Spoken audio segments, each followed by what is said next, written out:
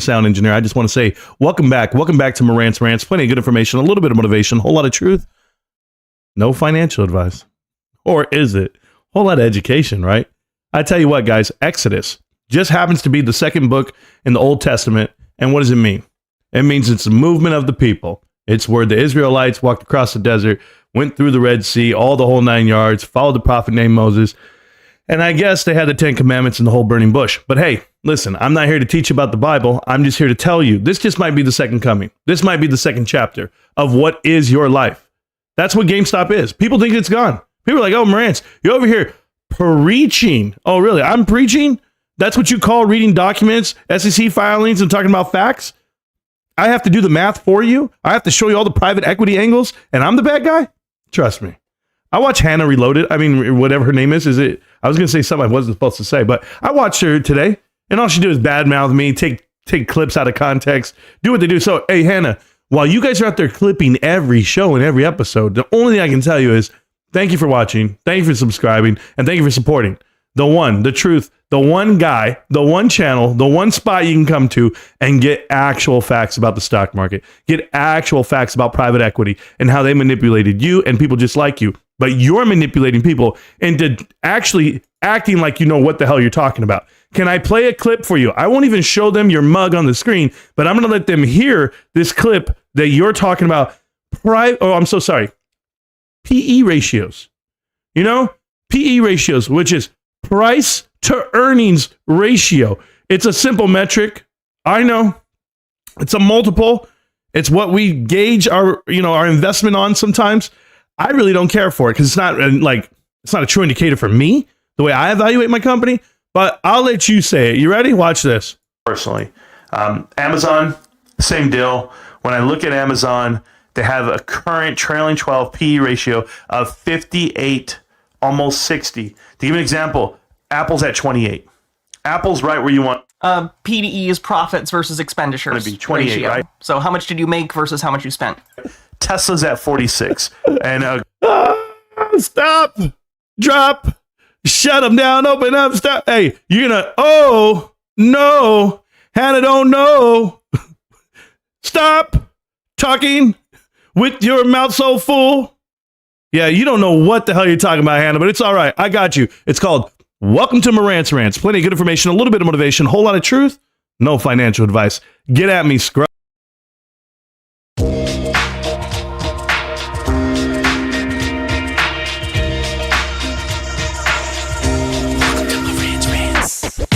Welcome to Marantz Rantz, no advice on finance. Spin the wheel and take a chance. Get an NFT and a little education. The system got undertold, that knowledge is flotation. You wanna learn? Well, you came to right place. You're pumping AMC, might get slapped in the face. Get your due diligence, know who the villain is. Don't be a sheep when the shepherd's carnivorous. So come learn, laugh, and maybe you win big. And listen up, y'all, the wheel is not rigged. Everybody get a chance in the live chat. Kyoto spin wheel, you win just like that. Retail fight back and this retail winning. Y'all just wait, man, this is just the beginning. All fellow simians, GME group singing the truth. We just chillin', infinity pool swimming.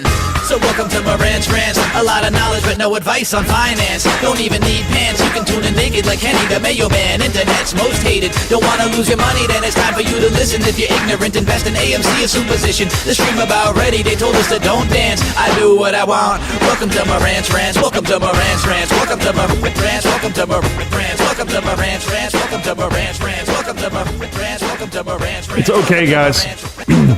You gotta ignore the little fishes in the chat right now.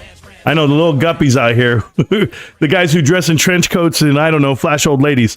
I don't know what to tell you, bro. I saw you. You know what? You know when I told the whole world, I said, hey, start putting your face on the camera. Like, show me who you are. Show me what you do. Tell me your name. I wasn't serious, Noisy. Like, I really didn't want you to do it. But holy hell, bro. If you don't look like somebody that came out of a movie that got charged for something, I'm just letting you know. You look like you sneak in the movie theaters. But I'll leave it alone at that. I'm not going to go too in on you because it's not even worth it. It's like low-hanging fruit. And God, bro. I'm going to leave it alone. I said I would. Okay, guys. Hey, for all the naysayers out there, the people that don't understand what the hell we're talking about, the guys who obviously were hurt watching this channel. They were hurt watching YouTube. I don't get it how I hurt you or how you're so offended, but I will tell you, you should recognize game when you see it. Because I'm letting you know right now, you don't have a clue as to what you're talking about. A lot of people don't. They're over here telling you that Big Lots is the next best thing and or a good investment for somebody to buy. I had to go break it down. I actually had to go look because I was tired of it. I was tired of just people just sweeping it over. They're like, oh, you know what? Look at the book value. Look at this. I mean, they're just telling you what it is. But yes, of course, they have zero cash on hand. They are about to file for bankruptcy and they're setting up for it right now. They hired a CRO. And I know you guys probably don't believe that either, but we'll figure it out. So the cope in this chat is very cute. That's all I want to tell you because chances are we're looking in the mirror. That's why we're so cute. Appreciate it though. You couldn't look in the mirror because did you see yourself, bro? I mean, really? I said I wouldn't. I'm so sorry, guys. I'm my bad. I try not to, guys. It's hard, man. Let me tell you guys something. That's not something anyone's ever said when they were around this guy. But I'm just telling you, he noisy. Yeah, I can't do it, bro. I just can't. I can't. You know, that whole mullet thing, that Joe Dirt haircut you got. It's bad, bro. I'm serious. Like that shit was in style like in the 90s as a joke, but you took it another 25 years and I don't get it. I just don't. Where do you buy a trench coat, bro? Like I need to know what Burlington coat factory you went to. Oh, probably you might be private equity. That might be the employee discount. That might be what that is right there. Oh shit. Marantz, I'm so mad at you. About what? About what? I told you don't put your money into Bed Bath & Beyond and you didn't listen? Oh, you know what's crazy? Everyone who's ever like attacked me on YouTube, this is like the best part. Reddit, YouTube, Twitter, all the guys who attack me, right? They literally all claim they make money on the market. All of them. They all claim they make money on the market. This guy included, Noisy Corvex, right? So he's in the chat. He's trolling the chat right now. It's fine. Hey, Noisy, but check this out, bro. Why is it that all of you, and I'm not assuming, I'm asking, why is it that all of you who make money on the market make tons of money and I'm the loser, right? Why do you look like you're broke? Like, I'm not saying you got to show me a Rolex and I'm not saying you got to show me, a Bugatti. That's not what I'm saying. I'm just saying you don't look like you drive a Civic, bro. You don't look like you live outside of your mother's basement, but I'm going to leave it there. People were like, oh, I bet. Like, is he really a gamer? Like, does he really afford all these games and all these PlayStations and everything? Like, I literally show receipts, right? What receipt are you going to show me?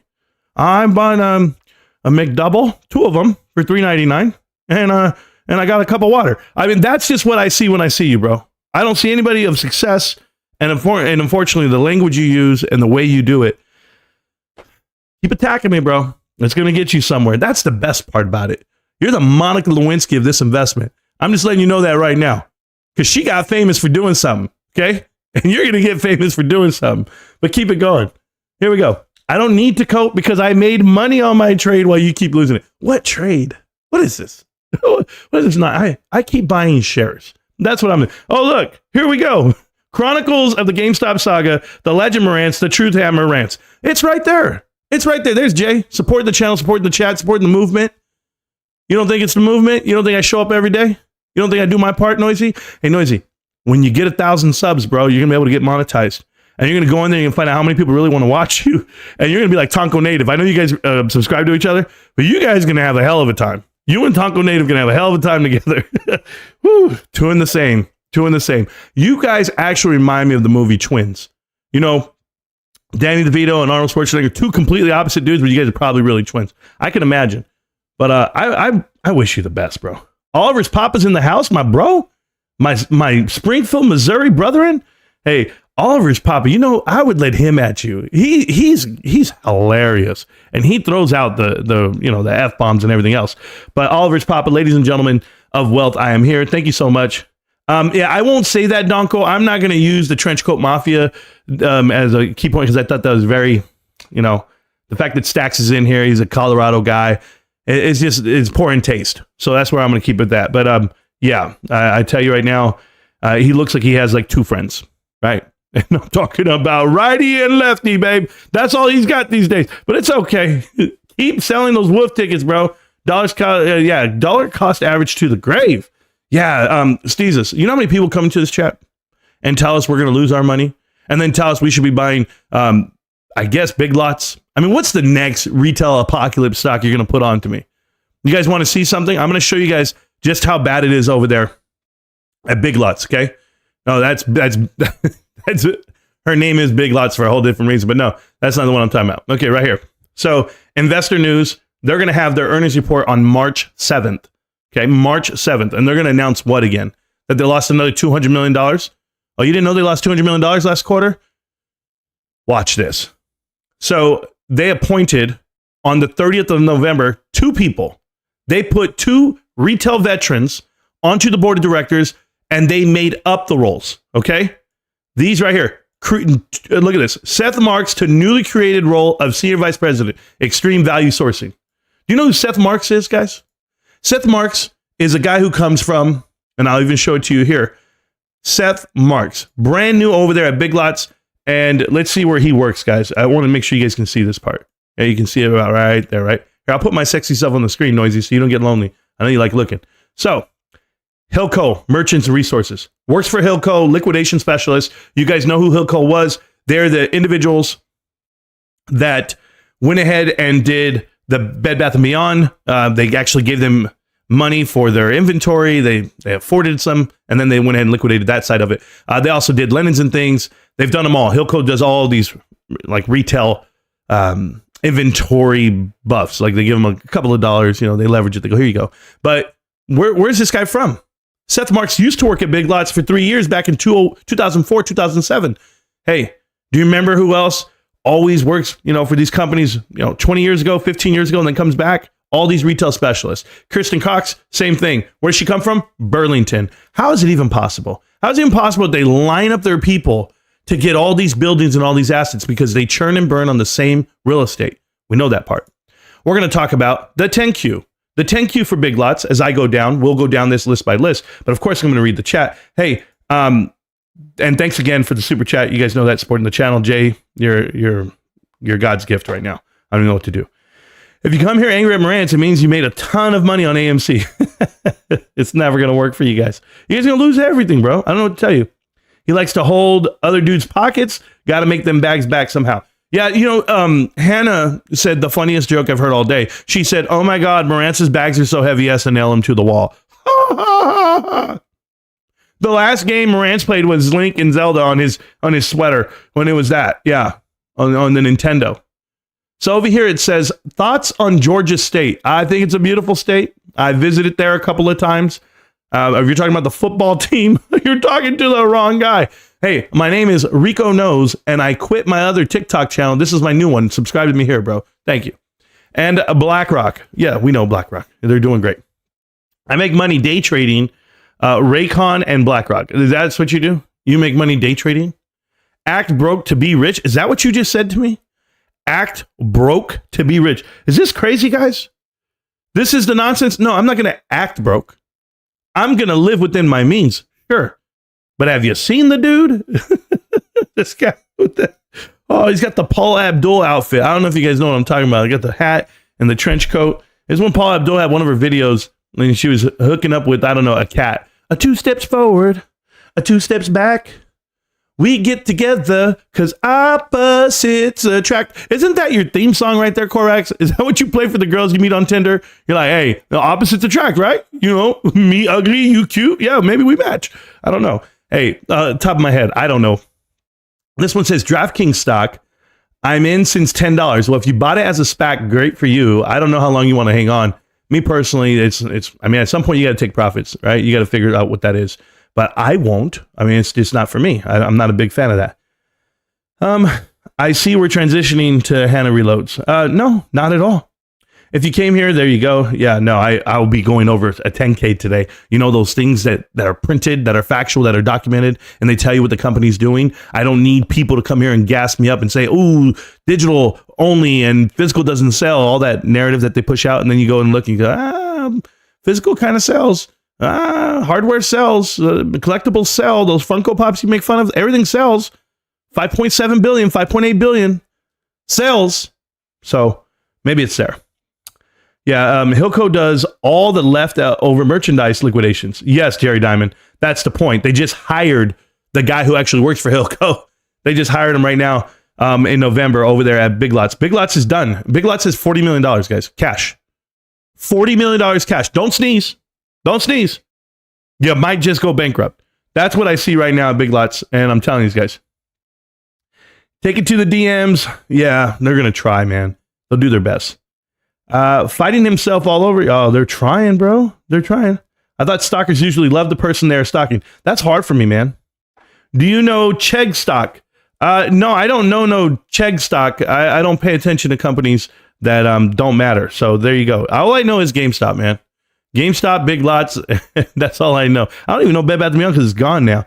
Willie Bobo, what's going on, Willie? I appreciate you, Willie. You missed some good songs at the beginning of the video here. So, Willie, do me a favor. Rewind the whole damn thing, bro.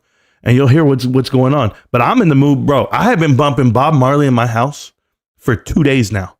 And my wife, remember, my wife's a reggae fan. And I started listening to Still Pulse. I started listening to some crazy stuff. I don't even know. I don't even care.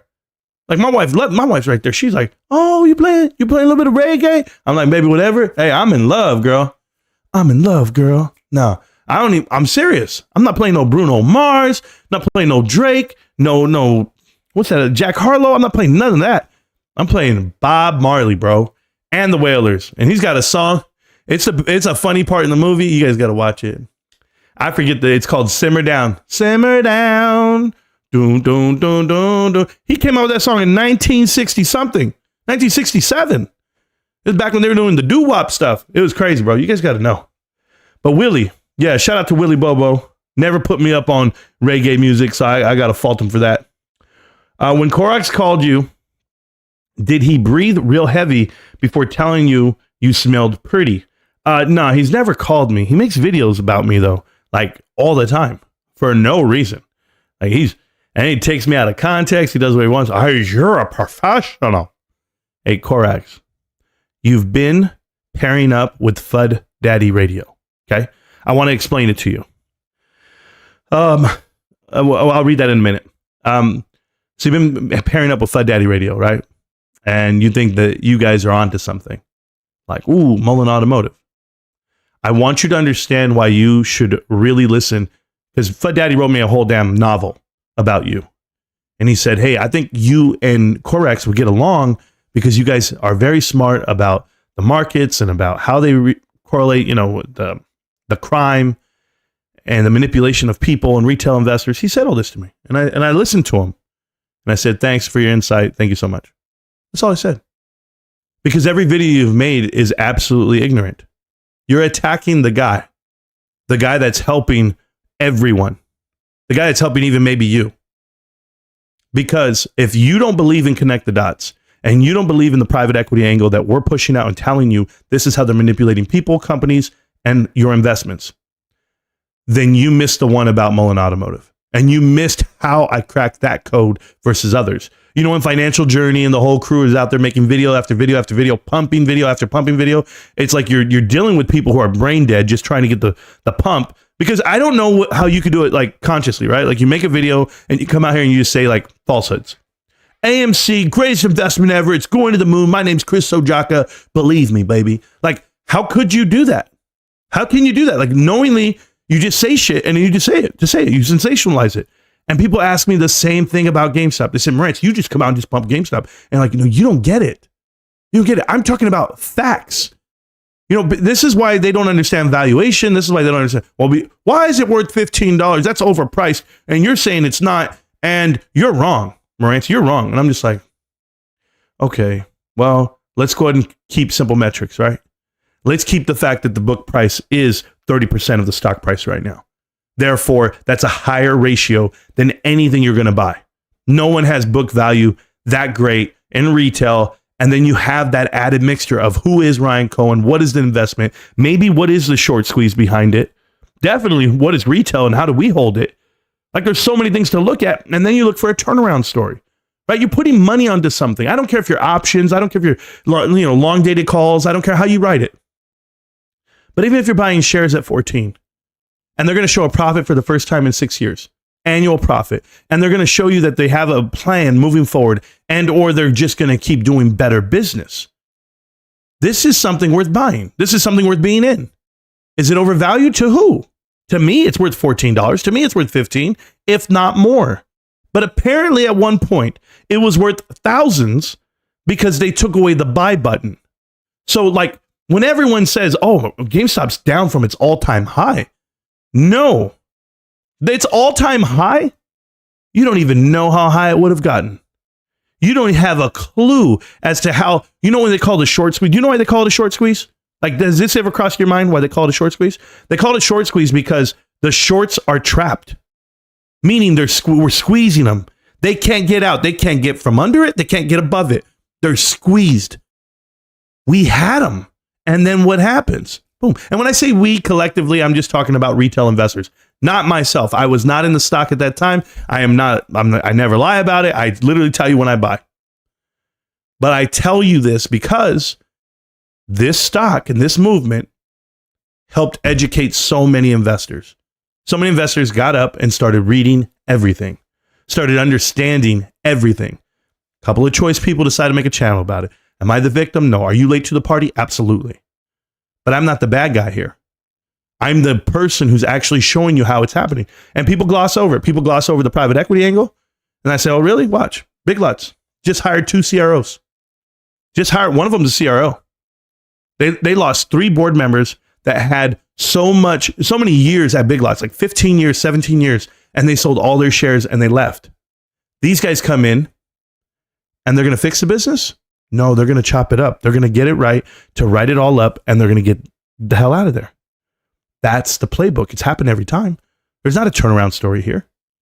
Show me which executive on this team was hired and bought the whole damn company. Put their money behind it, put their name behind it, put their reputation behind it. None of them. They're all guppies. They're all put there to do exactly what happened. So here's my problem with anyone out here who wants to second guess what we're saying. What I'm saying, show me your investment that you're making money on, that you're trading on, and why you deserve a pat on the back. Because coming into the chat and telling everybody, I made money off my trades. I made money off my, I trade the SPY. I trade NVIDIA. I trade Microsoft. I trade Apple. Okay. The damn channel is Marantz Rantz with the verbiage saying we're talking about GameStop investment. Right? Like that's what I'm bullish on. That's what I'm talking about. So what's the point of coming in here and splashing with information about the trades you made off the market? We've all made money. Here, do you see me? Here, watch this. I'll do it for you. Hey, what's up, bro? I'm up 600% on my investments over the last 10 years. I literally am up over 40% on my investment from last year to this year. Yeah, no, really. My portfolio is up 40% annually. Am I lying? Am I wrong? Should I go brag about it? Should I go into the chat channel and say, you don't know what you're talking about? Correct. You make a video every day. Or you have I don't know, you post videos whenever. Hey, you don't know what you're talking about, bro, because I'm beating you. You're not beating me. I'll show you Costco stock. I'll show a portfolio you can't beat. So does that mean that you're right and you're correct all the time? No. It just means that this is what we talk about. And why do we talk about it? Are we trying to catch something? No. We're already in it. We're already so far in it that the individuals that can walk up today, this is the craziest part. The individuals that walk up today and buy it at 14 tomorrow. Hey, by the way, tomorrow when the market opens, I'm going to get my 2 shares. I have escalated myself. I've upped it from 1 share a day to 2 shares a day. And I'm going to do that because I feel a certain way about my investment and I cut off some of my expenses. Hey, I'll tell you the truth, guys. Let me tell you what I did. I called Citibank. I've been dealing with Citibank for the last 5 years. Think about this cold, hard move that I just did. Don't care. I have house, I have cars, I have everything I've ever wanted in life. I'm fine. I don't need more. I have credit card bills. I've been paying $500 a month on credit card bills on 2 Citibank credit cards that I have. $500 a month. I called them and I said, you know what? I know I pay $500. I know I pay on time, everything. I'd like to close both accounts. I'm going to close both accounts. Do I care if my credit score drops? I don't care. I'm going to lose like 40 points. Oh, wow. Okay. I'm going to cry about it. No, I'll buy stuff when I need to buy it. I have cash. I have money. I have good credit. So it doesn't matter. But I closed 2 credit card accounts. It took my payments from $500 a month to $250 a month with 0 interest. And they'll go ahead and spread it out over 5 years if I want it, or I can pay it off early. Think about that, guys. You can negotiate with your credit card companies. And instead of me paying 25% on what I owe, I close the account and now I owe 0%. No late fees, 0%. I just did it. Both cards. I'm paying less than 50% of what I was paying a month. I'm good. I'm clean. And I'm paying. Do I want to do one lump sum? No. I'll take my time. And Mr. Bob Axelrod, I'm going to read all your chats, Bob. Hey, Bob, remember, though, if you ever want me to read them, they got to be super chats. I'm not reading your regular text. I'm going to grift off of you till the day I die, bro. Honestly. You want to talk bad about me? You want to smear my name in the chat? You have to pay for it, like everyone else. This documentary is coming out next month. Documentary is going to come out, and they're going to say that we are a cult. We sound culty. Because I use the phrases like, if you don't like Ryan Cohen, get out of GameStop. If you don't want to support Ryan Cohen and the investment, get out. You think that's a culty sound? Like, I don't get it. I don't have to post videos, man. I could jet. I'm good. I don't have to post a video. No, I don't need anything from here. I think people enjoy it. People go like, oh, I love this new time slot for you, Marantz. Well, so do I. Get to come home, hang out with the wife for a couple of hours. We had some food, whatever's going on. And I said, you know what, baby, I'm going to go live. Okay. It's President's Day. I'm still in front of you. The county fair is going. I'm not going. I'll go on Saturday. I'll take my son, get a funnel cake and a cinnamon roll. Maybe I get one of those big, ugly turkey legs. I won't do that. I won't spend money like that. I'm counting up GameStop shares every move I'm making. But I tell you these things, guys, because I'm so transparent. I'm so human. And these guys want me to be something I'm not. They're dying for me to be what they are. Smoke and mirrors. Horax. You're still in the chat? What's your name? What do you do for a living? No, don't just put your ugly looking Cabbage Patch doll face on there. Tell me what you do for a living. Tell me your name. Tell me where you live.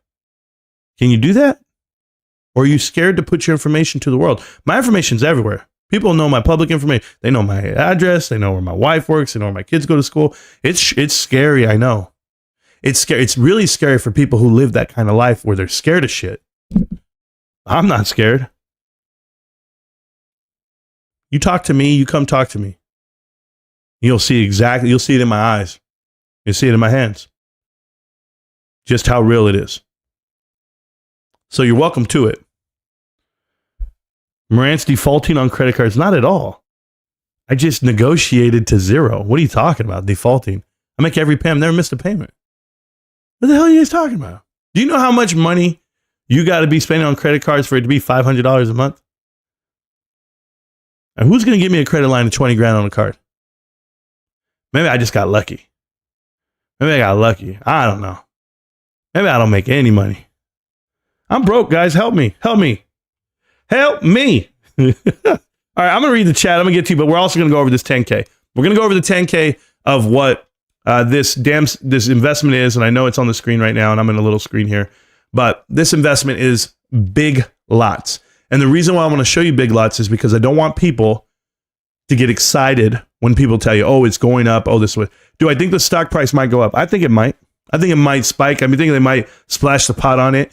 Would I ever bet money on that? I'll never put money in on this damn thing. Here's why. Net sales down almost $200 million. Okay. From quarter to quarter. And that's from last year to this year. So they were down almost 200 million top line sales, right? Margin only down 20. So great margin. The unfortunate part is more SG&A for those for that same sales. So for 200 million less dollars, they spent 25 million more. Does that make sense? It shouldn't. That ratio is terrible, right? But the biggest problem is here. The gain on sale of real estate. They sold their properties, their assets. This is what Kohl's will be doing real soon. They sold their assets for $200 million that offset their operational losses. So their operating income was $19 million. So they go from losing $363 million for the year is what they've lost. But that's because they actually offset with $200 million. Rather than offering shares and dilution, which they're not doing yet, they went ahead and did their assets. So someone on the backside made this money off those assets. And they're going to show you $19 million of profit. And they can tell everyone, oh, hey, man, we made it, man. We did $19 million. Well, the other part about that is they were actually paying out cash dividends as of this year. So now they're paying dividends. They were. and they have all this. You got to ask yourself, what the hell's going on when they only have $40 million? They literally are sitting there at 40 million. That there's no way. There's no way that you can stay in business and float 40 million when you know what's coming. And here's why. Your inventory is $1.1 billion worth of inventory. Look at your sales, guys. It's 1 billion. They have more inventory than quarterly sales. We talked about this inventory, the ratio, right? The ratio for inventory churned and how you evaluate retail companies. This is a one-on-one. Remember, GameStop was 4-1 last quarter. It's 6-1 for the year. That is a phenomenal number, 6.7 versus 1. So 6.7 times the amount of sales for the inventory that they have. That's a great number. That's Target's number. Walmart's at 10, Costco's at 14. I really like GameStop compared to something like Big Lots. That means they're so inventory heavy.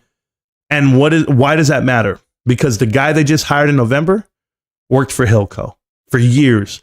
And they're going to actually do this deal. They're going to ship out their inventory for minimal amounts. Clearance, you're going to see everything off of Big Lots. It's going to happen. They're going to shut down the thousands of stores they have. They're not going to find a buyer. It's going to be garbage on ice. So they borrowed $500 million. They're not too crazy on long-term debt, but non-current operating lease liabilities of almost $2 billion for a company that sells $1 billion of sales for the quarter. Okay, I want to make sure this number is right. Look at this. This is the quarterly number. They sell $1 billion. They're carrying over liabilities of 1.6. How? How are they ever going to get there? So total liabilities and shareholder equity is looking something like this, 300,000. Now, they paid out shares to the store directors, 46,000 shares to store directors, and those shares vest on May 23rd, May 20th, somewhere in that range, the annual shareholder meeting. So right now, they're all waiting to cash out. Everyone in this company is waiting to cash out. And are they going to cash it at $4.60? Probably $8, right? Maybe it goes up. But I already followed this all. I read everything here. I saw right here that the company recorded an aggregate asset impairment charge of $136 million. And why is that there? I want to show it to you guys. Is it right here? Right here. The operating leases? No, there's some right here. Here it is. You see this right here? Gain on right here, property and equipment right here. Look at this. From they used to only do $1 million loss last year. They're now $210 million loss. 210 million versus the 1. It's a 2,000% increase, guys, on expenses. This company is going nowhere fast. And I went and read everything I could on Big Lots just because I want to be prepared for those arguments when it's time to talk and people understand they have the ability to buy back shares, $150 million worth. Hey, McFly, they only have 49 million, 46 million. How could they ever buy back the shares? They can't. They don't have the money for it. So they have an issue. They can borrow more money. They can keep digging themselves deep. They can do all of the things they're about, but they'll never be able to service their debt. They'll never be able to pay it back because, as I showed you, they actually lost $200 million. They're lucky they sold off their assets. And that's what it was. So they'll keep selling off assets the best they can. They were paying $9 million in quarter one on dividends alone. $9 million. Guys, they only have 40. You can't pay. You literally cannot pay 20% of your cash on hand in dividends and think you're going to survive. Not when we're messing with this small of a number. So that's it. Are the Eagles going to win the NFC East next year? Love your new content. Thank you so much for loving my new content. My name is Rico Knows, and your friends don't know, but Rico knows that I hate every single sports person out there that watches my show. My name is Rico Knows, bro. Follow me on Rico Knows. Come follow me here because I'm doing the best I can. So I looked at all this. I saw everything they were doing. They're absolutely terrible. I'm going to stay away. I don't know what you're going to do. Stay away from Big Lots. Yeah. Even at $4 and the book value's at 10. Absolutely. If you see here, sales decreased 14%. Okay. Comp sales decreased 13%. Gross margins decreased another 34% of sales. Previously, I believe, oh my goodness, it was crazy. They actually had a 51%. Look at this right here. SG&A expenses increased 940 basis points to 51.2% of net sales. That's crazy. SG&A is 50% of their net profit. No way. No, how could you ever make a profit, guys? How could you make a profit when your SG&A is 50% of your actual net? There's just no way. So that's a problem, guys. SG&A should never be 50%, but I don't know too much about business. I mean, these guys all think I got lucky in life. I don't know. Somebody thinks I don't do anything. Net cash used for operating activities lost already $400 million. I know. 400 million. You only have $40 million left. I'll put it to you this way. They would have been negative and upside down and bankrupt if they didn't sell off the $200 million worth of properties last quarter. March 7th, earnings coming out for Big Lots. I'm very excited for it. That's all I can tell you. Because I want to show you another company in retail that lost it all. And they just happen to be, not Helco, but Ancora and Macellum. That's who's there. So same guys who beat down Bed Bath & Beyond, same guys who are beating down Kohl's. All right, let me read the chat. Let me go from here. It says guppies. Yeah, they're all guppies, bro. They're small little dudes trying to get their bigger following. You're the one that's here, Corax? Of course, man. He needs to be here. That's it. Stop taking Marantz out of context. Hey, Manuel, you're a fake friend, bro. Nobody likes you, Manuel. I don't care. You're in the chat right now. I'm telling you. I'll make it about you, too. Go hang out with Scott Allen, bro. You guys are... I can't, because you guys know why I go at these guys. Because when B More is doing her live chat and her live stream, and she only has like 4 people watching, 3 people watching, 2 of them are these jokers, Manuel and this other guy who comes around all the time hating Winthorpe, and all they do is bash her and give her hell. And it's like, it's not fair. You have somebody who's actually trying to be a better YouTuber, trying to learn, and you're constantly putting them down, and they're just trying to do their best. So, bro is talking to no one. Hey, Money, you think I'm talking to nobody? I don't know, 130 something people right now, 344 over here. YouTube. Let them know, JC. Thank you, JCT. Appreciate you. Let's see what we got here. We all know you got burnt. Super chatty Maddie and Trey after pumping to 72. Sucks to be late and wrong. Yeah, probably. I got to go look at those live streams, see if we see any of these guys sending them super chats and tweeting and all that stuff. Nevermind was a great album. Cool. No one is talking about you, Corax, until you show up and type in the chat. Correct. Pretty sure you are the one that is coping. Without a doubt, he's coping. But thanks for viewing. I really appreciate the follow, like, and subscribe. Corax, that means you actually follow the channel. You subscribe to me because you were here before everyone else. Like you got the alert. You got the bells on, bro. You got bells on for me? Shit. He's right here. Oh, I can't wait to steal some more content. I can't wait to figure it out. It's okay. I'll connect all the dots for you. And then you go ahead and go to the little Spaces calls and talk with Fud Daddy and tell him, hey, man, I know this coming up now. Talk about Big Lots, why don't you? You didn't even know who Taryn Pizer was, and you guys were buying Mullen Automotive. Don't get started with me. Oh, man, I heard the name. I go, what? Taryn Pizer? Never.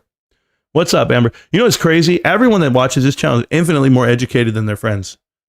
Infinitely more educated than their friends about investing, about the markets, about private equity, and it happens fast. The learning curve is so fast here. People tell me all the time, Rants, I just joined the chat. I joined the channel, and I don't know. I don't know where you're going. I can't catch up yet. And I go, just show up. Don't worry about it. Just show up. It'll catch on. It'll catch on because it's infectious. We do the best we can. Corax went all in on Bed Bath & Beyond.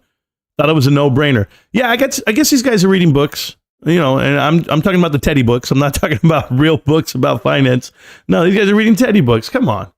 I got Michael over here crying on the screen and then telling you, he wants to rub his amethyst stone as he goes to sleep at night. And then at the same time, he's telling you, I think big is a big it's undervalued investment.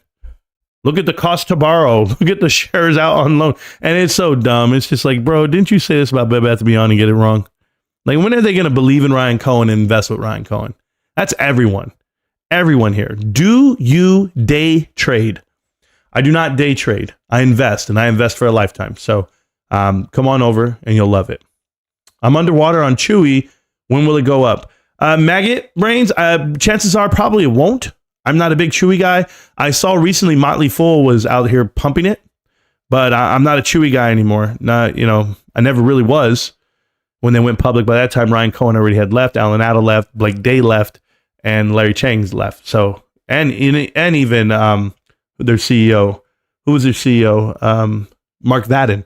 He left as well. So the core nucleus of Chewy left, I wouldn't invest in it. Remember, the number one reason to invest in a company is the leadership. So it's not balance sheet, it's not new product, it's none of that. It's leadership. CRO equals bad news on the way.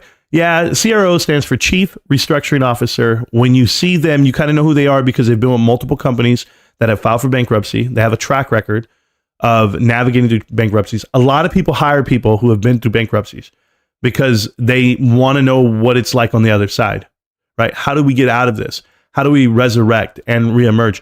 Or do we at all? Do we just liquidate and then we wait for the next phone call and the next job? Do we go put our resume on Indeed? I mean, what do we do? And Sue Gov will tell you, I mean, Sue Gov has been with so many companies and she went over to the sunset. The problem is when you're in these limelight companies where people are focused on what you're doing and who you are, like Adam Aaron can never get another job. He can't get another job after this one. If he does, I mean, it'll be hell on earth. Adam Aaron's done. So he could never work after AMC. And Sue Gov probably can never work after Bed Bath & Beyond. And if you do, I'm going to let the world know. Thomas Kingsbury at Kohl's, he's going to drive that bad boy to the ground. Thomas Kingsbury is going to drive that bad boy to the ground. Don't worry. He's also on the board of directors at Big Lots. I don't know how those are not conflict of interest, to be honest with you. They are almost similar in the same essence. I know they don't sell the same product, but it's the same sector. It's like it's retail. So I have a big issue with that. I just do, me personally. Stacks, where are your insults towards me? I don't know, Keith. Keith, why are you worried?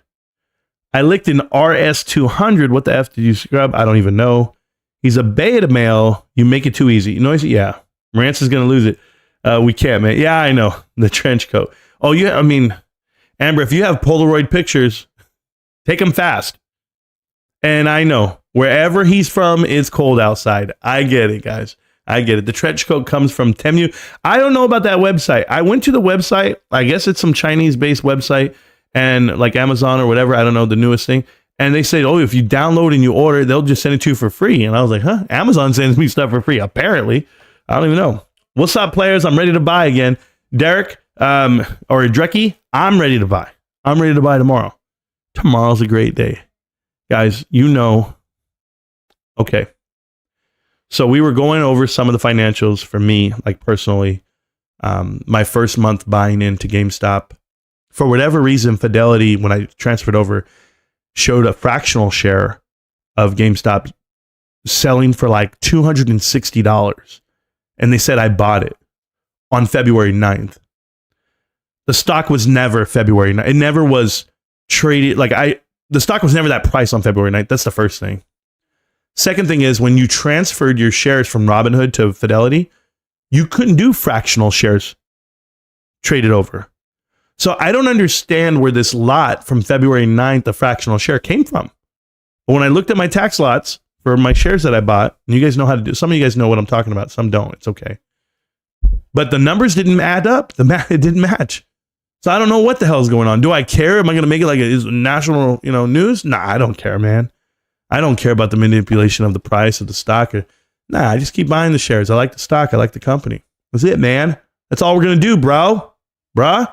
But that really happened, and I posted about it, and then somebody took my post, and they didn't even post the Fidelity screenshot. They just posted the other stuff, and they're like, he claims he had a share February 9th, and he claims man, I spent $9,000 that month on GameStop shares.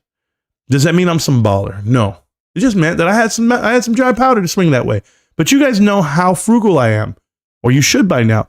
You know how slow I take it. So if I'm spending about $5,000, more than that, $15 a day-ish, $20 a day-ish on the stock, and I've been in it for 3 years, I'm going to have a significant amount of shares. I just am. You guys know I don't like to publish it for a couple of different reasons. One, I have family. And when I say I have family that is not doing so well, like my brothers and sisters or like my cousins. That's just two, right? My dad's kids, my aunt's kids. That's it. There's 12 of them. There's 12 brothers and sisters on my dad's side. I tell you, their kids ain't doing well, and I don't want to flash it to people. I don't want to. I mean, they already know. They look at the house, they look at cars, they know your job, but you don't have to do it that way. You don't have to brag about the stuff you have. I'm not my brother. I'm not showing my bank account, stuff like that. But yeah, it's a significant amount of money, and it's a great investment for me. So when I spent like $1,000, what was that, Friday? I bought $1,000 worth of GameStop shares. A lot of people know That's a big amount to me in a day. Did I think twice? No. Was I prepared for it mentally? Absolutely. I said, okay, what's next? I'm still buying on Tuesday. I'm still buying on Wednesday, buying Thursday, buying Friday. No biggie. But it's how I shop. It's how I do it. I know how to manage myself. So I'm going to do the best I can. And I tell you guys, don't try to keep pace with me because you probably won't, or you'll beat me and you'll have more. So good for you. Like, I'm not trying to keep pace with you. I promise you. I'm worried about me and me. But that's just it. I just want to give you a breakdown of why I don't do it that way. But hey, good luck to everyone. I don't need a coat because I made money on my trade while you keep losing it. And that's crazy. When Corax versus Marantz debate, I'll gladly do it if Corax doesn't go by Corax. If he tells me his name, he shows me proof that that's his name, and then we go ahead and have a conversation, talks about what he does for a living, I'll talk to the kid all damn day on the screen. You know, I just did an interview last week on Friday. It was with Peter. Peter's a good guy. He's a doctor, or I don't know what he is. He's a social worker, but he has a doctorate degree or something. He's a smart ass cat, and he worked at GameStop for the season and everything. We talked, and we're still talking. We still text each other, and we still trying to figure out getting back on the show for earnings. I plan on getting him on the show for earnings. So, Corax can find a way to be nice about stuff and navigate with us, but chances are he's just trying to, get his own crew going and do his own thing. So good luck for him. I don't know who's going to, have a following and back him because it's hard. It's hard. It's hard to believe in people that are not authentic. Was that the guy on PB Show? Probably. Ladies and gentlemen of wealth, I am here. Thank you so much. I made money on my trade. Yeah, exactly. I want to see a debate between Mario and Marantz. Who is Mario? Am I missing something? I don't know who Mario is. Intraday MC at the absolute bottom and exited at the top. Yeah, didn't they all? Everybody claims they did. Where did stacks go? I don't know, Keith. Why are you worried about it? Trechko with the pockets cut out. Pervert. Keep selling Wolf. I'm trying, bro. Did the spread not close? Because last I checked, it did. So yes, I made money. Oh, man. You guys are all great day traders. You guys keep playing the spreads. Keep doing what you can, okay? I'll keep buying shares. Thank you so much. Smash the like button, everyone. Yes, the spread never closed. Oliver's Papa in the house. Jay, you know what's up. Welcome back, brother. Hope you and your son are doing well. I do hope him and his son are doing well.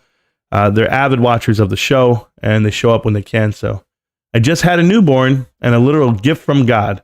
Yeah, I agree with that. It is simple. Walk slightly, carry a big stick. Naturally. Thank you. Thank you for noticing. Thank you. Thank you. That's what I say every time I just walk into the room. Thank you for noticing. Thank you. Yeah, I know. I'm blessed. They're all here tonight. They are. I once bought a trench coat for who is that? AliExpress? Whatever.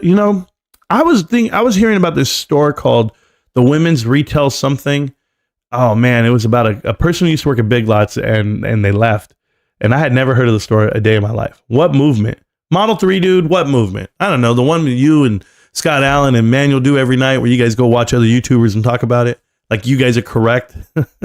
Hey, how does it feel to be wrong? You guys been wrong. You're about to be wrong. You have guys, ideally GameStop's earnings are March 19th, next month, 30 days from right now. Okay. And people think they're right about GameStop. Now everyone's backpedaling. Everyone's back. Oh, hold on. They might show a profit. Yeah, just because they show a profit doesn't mean that they're going to do anything great. What's their new revenue stream? It's like, shut up. What's the new revenue stream? Do you know that Grand Theft Auto 6 is coming out? And do you know how many people are going to upgrade their PS4s to PS5s just for that game alone? I'll wait with bated breath. That game is going to drive console sales. There has not been a game to drive console sales in a long time. That's going to be one. So I'll wait for it. There's so many things that are going on in this story, and it's going to cost more than $60. I just want people to know that. Stacks, I own more shares than you. Oh, Keith, good job, man. Keith, remind everybody. Who cares? Let's get it to 200 people watching. That's fine. I don't know. We just do our best every night. And have less than half the integrity. Well, yeah, more, I would say respect. Hit the like button. Hit the like button, guys. Really appreciate that. Corax has never traded stocks in his entire life. Vinny. Korak said he made money on Ape and AMC. It must be true. I mean, he came here to insult Marantz to brag about this in trench coat gains. Marantz couldn't fight his way out of a wet paper bag. You're supposed to say a wet paper bag, not a wet bag. What if the bag is wet, but it's made out of vinyl? Well, then I can't tear it. What if it's made out of plastic? Is it going to be hard to tear? Like, come on, Axelrod. Pay more than $2 and type in more letters to get it right. Don't just pay $2 for emojis, man. Marantz couldn't fight his way out of a wet bag. Nobody could. What is it? A wet what is it, a satchel? Yeah, I got that wet leather bag. Could you fight your way out of a wet leather bag? Man, this kid, bro. Hello, brothers and sisters. Everyone who comes here. Hi. Let's talk about that integrity. Let's talk about it. I got it all day. I flip-flop about more than a sandal. Oh, is that true? But I stay true to myself. Well, good job. Cora likes to hold other dudes. I'll leave it there. Yeah, we're doing okay. If you come here angry at Marantz, it means that you lost a lot of money on everything else. Without a doubt. Shout out to Ruben in the chat, Stacks in the chat.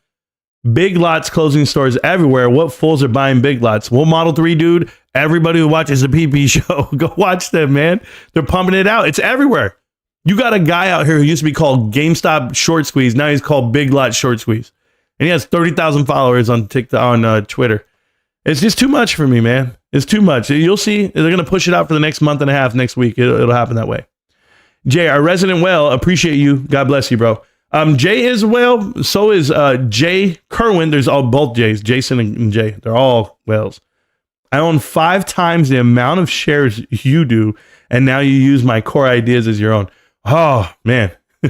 Hey, Keith, if you are you okay, Keith?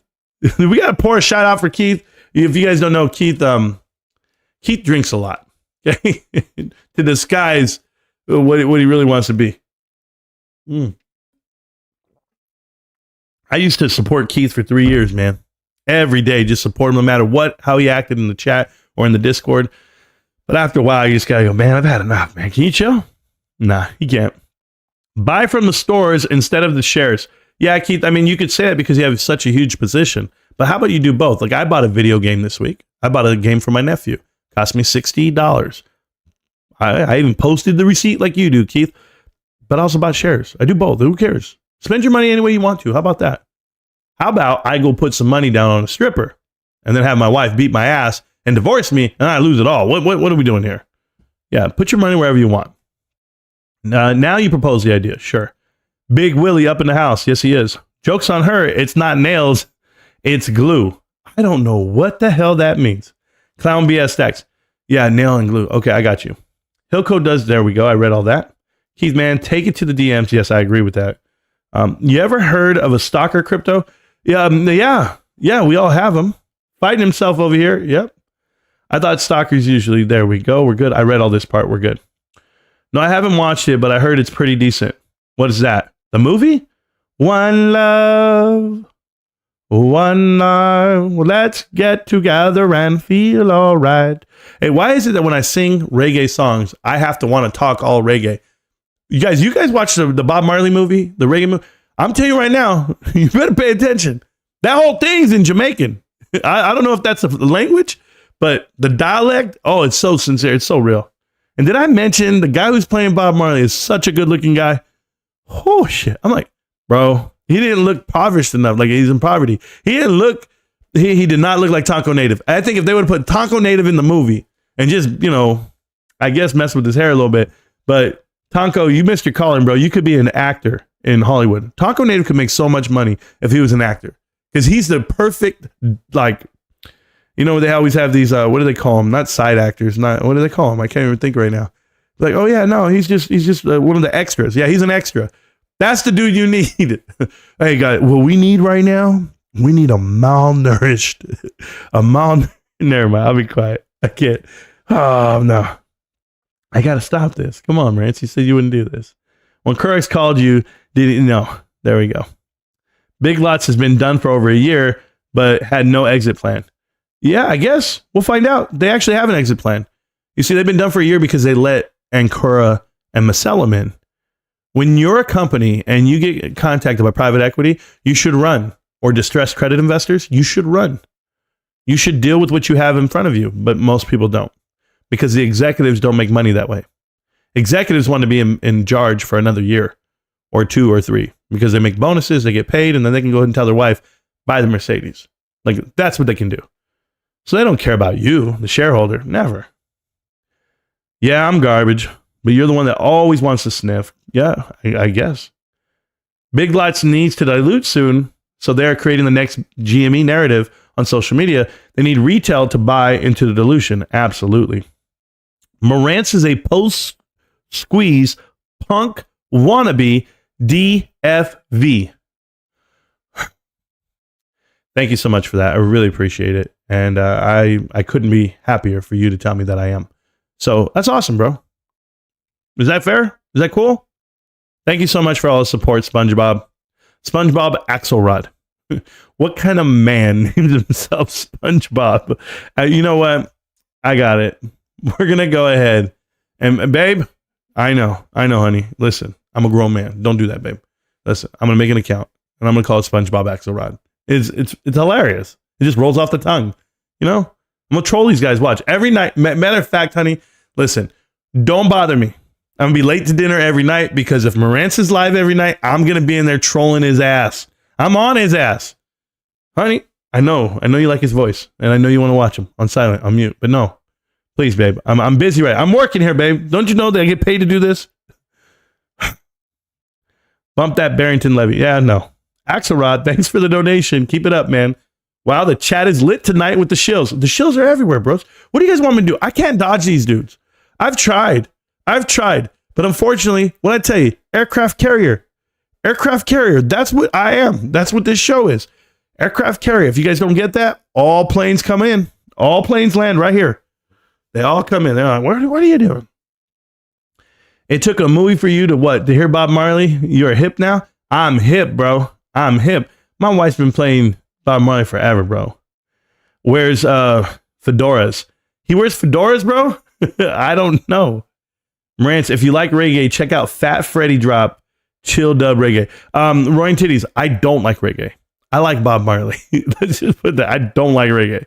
I like Bob Marley. Stacks, here we go. You literally promote what I've been. Oh, okay, cool.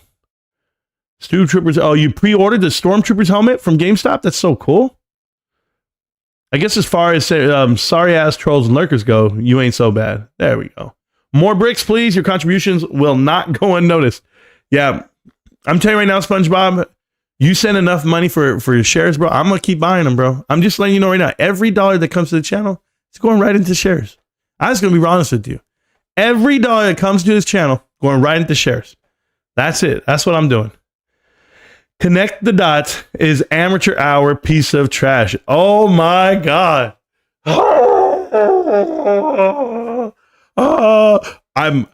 I'm gonna rage. Oh, you're gonna upset me. Oh my God. Guys, did he just do it? Did he just ruffle my feathers? Did he just tickle me on the balls? I don't know. Hey, Axelrod, honestly though, bro, it's such an amateur hour that it's never been done before. I went and looked everywhere on the internet for pages of information about how you can literally draw up a spider web on America stemming from Drexel Burnham Lambert, KKR, Apollo, Aries, like how they all intersect, right? And how they all communicate and they do business with each other. And it's never been done. But you're saying it has, or you're saying it's amateur hour, piece of trash. Yet it systematically predicts bankruptcies, when they're going to happen, how they're going to happen, and what are the indicators in the smoke screens. Like when you see smoke, there's fire. I mean, you can predict the weather, right? There's weathermen, but are they correct all the time? We just happen to be correct every single time. We're better than the weatherman. SpongeBob, it's never been done. So if you're saying it's amateur hour, well, shit, man. I think you can make a lot of money doing it.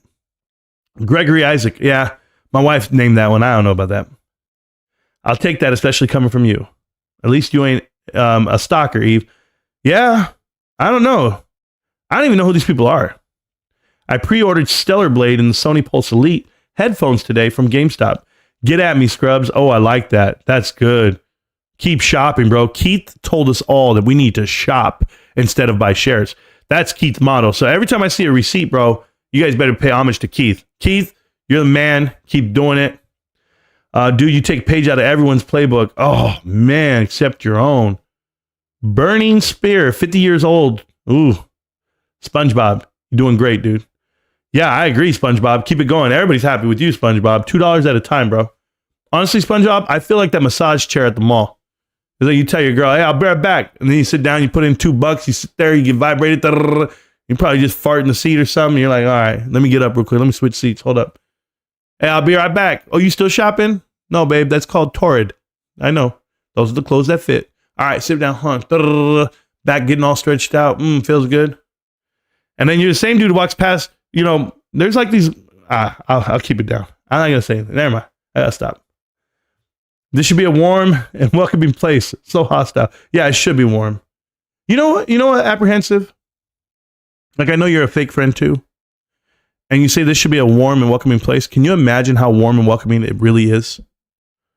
Like, we are really open arms teaching people about the stock market and the shortcomings of what everyone else out here is trying to do. And I tried to spell this out to you guys yesterday, but some people obviously didn't catch the message. When you can point out how to avoid losses in the market, loss aversion. If you guys don't understand this, the group think that it takes on and how this all works, this all stems from like dot-com bubbles and housing crisis and now what you see in front of you, right? Or even the pandemic side. But when you guys all get together and you guys say to yourself, you know what, Marantz? I want the winner. Tell me the stock that's going to take off tomorrow. I want to double my money tomorrow. And you're wrong.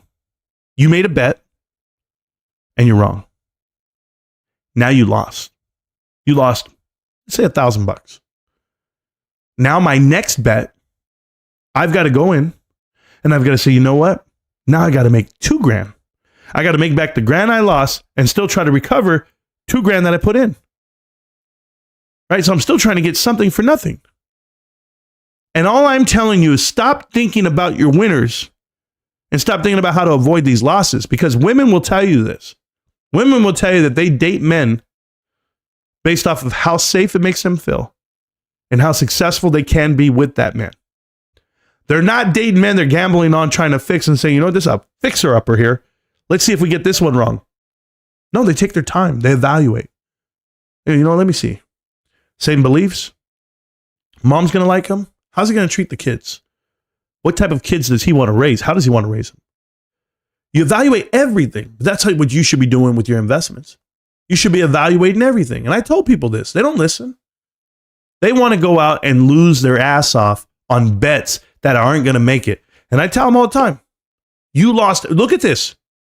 If I'm PP Seeds, right? I've lost on Safe Moon, by the way, the name alone, Wish, AMC, Bed Bath & Beyond, Shiba Inu. What else did he lose? Everything he's ever touched. Lost. When all you had to do is go in there and go, you know what? Go live your life and manage it pretty well. Take your excess cash and put it into something that's showing promise, transition, and pivoting. Let's see where it goes. This is the ultimate risk, yet ultimate reward, yet you're not losing. You're not losing. What are you at? $14 right now?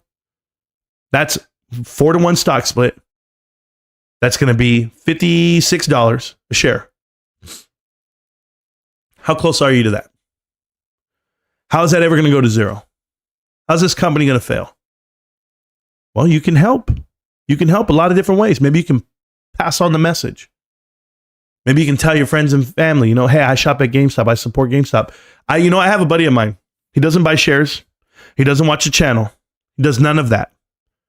He just hears me talk about GameStop all the time. You know, I'm right there. I'm like, oh, what do you guys want? Oh, no. Can I get it at GameStop? Well, I'm going to go get it at GameStop. I'll be back. Boom.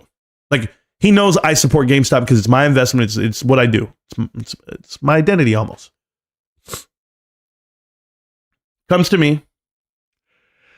He says, hey, bro, I don't shop at GameStop because they don't give me any value back for my games.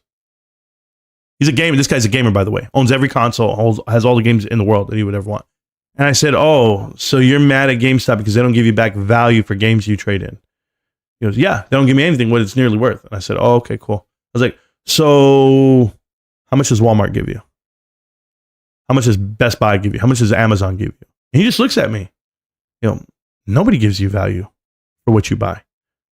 Why is it that you're so entitled that you want everything? I got these guys doing refunds saying they want a new product because they bought a warranty. The warranty entitles you to something, get a working product back, not a new one. You know how many people will abuse that? Do you know why there's warranty on tires? Because you drive on them. You know why there's warranty on controllers? Because you use them. Stick drift, damaged cords, whatever it may be, and or battery packs don't charge. A lot of things happen, but you're going to get a new one back, right? So watch this. He comes to me after I talk about GameStop for a year in his ear. This is the best part. This is where I know I'm winning in life. He comes to me and he tells me, Marantz, I was like, what's up? He goes, hey, bro, I supported your company today. He told me that. I said, you supported my company? They go, what do you mean? He goes, well, I went to GameStop. I pre-ordered 3 games and I bought 2 other ones and I bought a controller and it was pretty cool. He's like, but I just want to let you know that I support your company. He left. My friend is now dedicated to that store because of me, because of my vocals, because of me talking, me pushing it out, telling the world, this is great value. This is where I'm at. This is what I support. It's by recognition. Well, guess what? I have 9,000 friends. I have 9,000 friends online. And I'm going out here and I'm not telling you to buy the stock. No, support your investment. Do what you can. Keith has always said it. Keith has always said, buy product, whatever. Even though he's drunk doing it when he's saying it. But yeah, I have a lot of shares. Yes, I support the company, but I'm not going anywhere. Well, you think because you guys buy product from the store and the stock price goes up to $100, you think I'm selling? This is a company that I want to succeed for years. I want to hand off my shares to my children. This is my philosophy, right? I want to hand off my wealth, and I don't want cash. Cash is not wealth. I want to hand off my wealth, and it'll be in forms of Costco shares, GameStop shares, some mutual funds. I just opened up a new account at a bank that's giving me 4.75%, 4.8% on my savings. This is God's honest truth. And it's via TikTok. Every dollar I make on TikTok, I'm throwing it over to this bank account. And I'm just going to let it sit there. I don't need it. I don't care. Guys, I got my first TikTok check last week. Stacks knows. I was so excited when I got my first TikTok check. I was like, bro, I'm a paid TikToker now, bro. I'm a professional. I get paid to do this. $11. $11. I've been on TikTok for 2 years, posting videos, everything. It finally got over 10 and they sent me 11. I was so excited about $11. That's just who I am. That's being paid for your art, being paid for your craft. If you ever did anything, you didn't care about the money you make off of it. All you say is, you know what? I'm being recognized for the art I create. So for everyone out there that watches Connect the Dots and everyone that watches this channel, Connect the Dots is a series I do on YouTube. And I had more views on Connect the Dots Part 1, that one video, this week than like 7 other videos. That means people are going back and watching. And I'm reading the analytics and I'm saying to myself, okay, people are watching from the start and they're finishing all 63 episodes, which is great. But you're learning, you're teaching yourself. Guys, it took me hours, thousands of hours over these last 3 years of studying, of making content, of creating. If that's not worth something to you, then don't support the channel. But if it's worth something, if you learned something, if you got something from it, looking great, then you know where we're at. You know where we're going to be. But yeah, I got 9,000 friends supporting GameStop, shopping, understanding that, hey, I just spent money at the company you're invested with.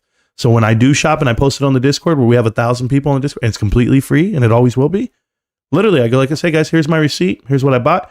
And tomorrow I'll post a buy order for my shares. I post every single buy order that I do for my shares right there on the Discord. Every day we're shopping, buying. And you'll see all the buy orders come through from everyone in the chat and everyone in the channel. People are buying the stock, guys. People are supporting this company. And I'm not trying to manipulate it. It's not group. It's not like you do it, I do it, we're going to do it. No, I just happen to post it somewhere. I just happen to talk about it. That's it. But I've been talking about it for 3 years. It's not like it's brand new to me. Might be brand new to you, but we're not wrong. We're not wrong. I'm not wrong. You're not wrong. So when you have people in the chat that attack you for investing into something that you believe in, I don't understand that. I don't, because it's not like you're lying to people. It's not wordsmithing. You're not just trying to trick people. You're not trying to get a pump and so you can get out. Something like that. So there you go. Misery loves company. Yeah. By the way, so hostile, so warm. Talking about how you pioneered something. That's all the real ones in the chat been doing the entire millennium. Yeah. I know I'm missing the warm and fuzzies. Yep. Chakadumas and Pillars. I don't even know what that is. Peter Tosh, whatever his name is. UB40. Yeah, I don't listen to them either, bro. UB40, really? Red wine. I heard that shit back in the 80s, bro. Tell my dad, I said, can you please not play this? Red wine, you make me feel so fine all of the time. That's actually a decent ass song, bro. I swear to God it is. Oh, man. Who's miserable? I'm not miserable, Eve. Although I don't like the name Eve. I just put that out there right now. I hate it. Ohio State is taking it. Good job, bro. I hope they do. I don't know much about Ohio State. I haven't liked them for a long time.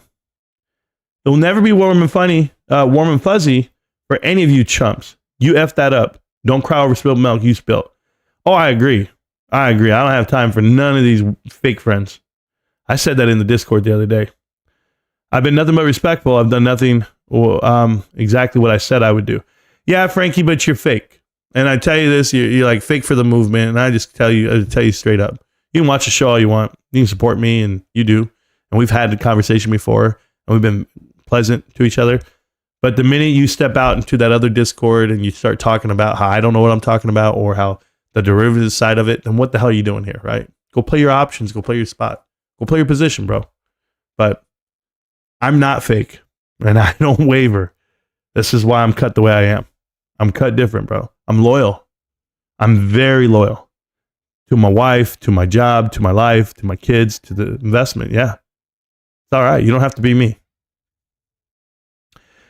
If I would have put you on Marley, it's like saying okay to blunts. I had to protect my children from making wrong decisions. But as an adult, listen to all the Marley. Who that cap fits, let him wear it. Yeah, Pops. No, I hear you, man. I thought about that. Remember DJ, 2 houses down? He had a Bob Marley tattoo at the age of 16 on his shoulder. I'm pretty sure he smoked weed and he did everything else, sneaking in the bedrooms and doing all that. Me, Pops, I'm with you, man. A lot of people don't know this about me and my brother. We grew up around a lot of rough things, but we managed to never do a drug a day in our life. Up to today, too. Never done one drug. I don't know if alcohol is considered a drug. We did drink, but not enough to get drunk. And I mean, Rico got a little tipsy. You know, I told you jump into a pool with socks on, but never smoked weed, never done anything hardcore. I had never really been around drugs until the military when we were like investigating stuff. But Pops protected us from just that persona, right? Like even he just didn't even let us run the streets like that. It was different. We're always playing sports and doing something. So shout out to Willie. You still made your choice, Frankie. And I've seen the flag you choose to fly under. Yep. I'm not the type to say I'm and respectful, but someone or community, then hang out with them. Yeah, I'm cool with someone and then hang out with them everywhere. Yeah, with everyone. Yeah, I mean, that's where, see, Stacks understands. He's built like me. He's cut like me. It's the same thing. Like, you can be cool with me, great, but what you stand for and your morals and the way you carry yourself and who you choose to associate yourself with, that's who you are. So, it ain't me, and I'm going to leave it there. So. Oh, cool. It was, I wasn't allowed to talk about that, according to TikTok. My bad, TikTok. They didn't like the whole, what my father's done for us. But it's okay. I'm coming right back. TikTok said, hey, this is not age appropriate. Hey, these Chinese, man, they got the AI built in already. That's pretty good. You know? There we go. Okay, we're back. Everyone, how we doing? Yes. You showed who you are. Yeah, absolutely. Stacks, what do you mean? He's not talking to you, Keith. Stop it. Only a secret few can venture to the dark side and come back with only stories to tell and to tell, not scars about. Yeah, I agree. Hang out with real thoughts and ideas. Why are you so hurt, Stacks? Just let it go. Nah, he's not hurt. We hold way more shares than you could fathom. Yeah, Keith, I think a lot of people do. Like, I think a lot of people, I don't think the amount of shares you hold give you any more weight in the community than the next. Like, I don't think that's who you are. That's your character. See, if you hold one share and you believe in Ryan Cohen and you believe in GameStop and you believe in the movement, you believe where it's going, that's the dude I want to hang out with. Even the guy with one share. And you have 200,000 shares or you have 20,000 shares, however many you have. Who cares? You're going to sell when it gets tough. You're going to sell when you need to. You're going to sell when you don't believe in it or when you're upset with Ryan or they announce the next thing that they're not doing. That's who you're going to be. So I'm not going to lose sleep over it. I'm not. But don't think that it tells me who you are. That doesn't mean a damn thing to me. Marantz is a fraud. You'll figure it out. SpongeBob, I won't. I need $2 more, SpongeBob. You send that stuff to me again, bro. I want super chats out of you. How else am I going to eat tomorrow? I can't eat this hot dog and a drink on its own. Yo, Eve. Yeah, enough time in this music channel. I'm sorry. Well, there you go. Anyone doing the math from SpongeBob's contributions? No, Amber, but let's keep it going. Yeah, those CC companies going to hit you with the $10.99 for that adjustment. Poor SpongeBob brain. Yeah, at least $10. Let's go, SpongeBob. It is already $21 out of SpongeBob, bro. Stacks, you still cutting corners on your construction projects? Yeah, and 90-degree angles. We're going to win. It's just a waiting game now. Derek J, I totally agree with you, Derek. You know how I feel about it. I think we're going to be great. And thank you, Derek, for showing up again. Thank you. Derek J has been with the channel for 2 years. Been watching. Been NFT Marketplace. Been in Twitter Spaces calls. Derek's been everywhere. He's even hosted his own GameStop Twitter Spaces calls. Derek's been around for a long time. Give that man a shout out. What doc is coming out? Choppy, good question. The doc that's coming out is going to be the James Janney interview. And we'll see what he has to say about the channel, about us. So I interviewed for 7 hours recorded. I interviewed for a total of 9 hours. We'll see how much he puts about us in those 9 hours. It's a 2-part documentary. James Janney has over 1.8 million followers on YouTube, and he's a documentary filmmaker and creator, and he's making one about us, about the movement, and we'll see. We'll see what he wants to say about the channel. And if he calls me, a true believer, well, then he got it right. I remember when Marantz thought the James Janney interview was going to be positive. I still do. For not culty, we're just degenerates. Yeah, degenerates or whatever it may be. Yeah, when it comes out, do I still think it's going to be positive? Yeah, who cares? Because I'm not going to lose sleep over it. I'm going to stay positive about it. Like, I'm not going to get my feelings hurt about it. Not at all. This guy's still sending those $2 super chats, bro. That's all I care about. All I care about right now. Bro, come on. Let's go. Where's Stepbro and Northstar and Linda Real? Probably lurking. I wouldn't doubt it. We caught him last time. We caught Linda Real lurking last time. Because, whenever somebody buys whenever you buy memberships for the channel, like you give free gift of memberships, like you give a gift of membership, it gives it to somebody randomly, right? And boom, Linda Real got one. And I was like, oh, we caught him. Like, you find out like who's in the background. It's like going fishing. It's hilarious, bro.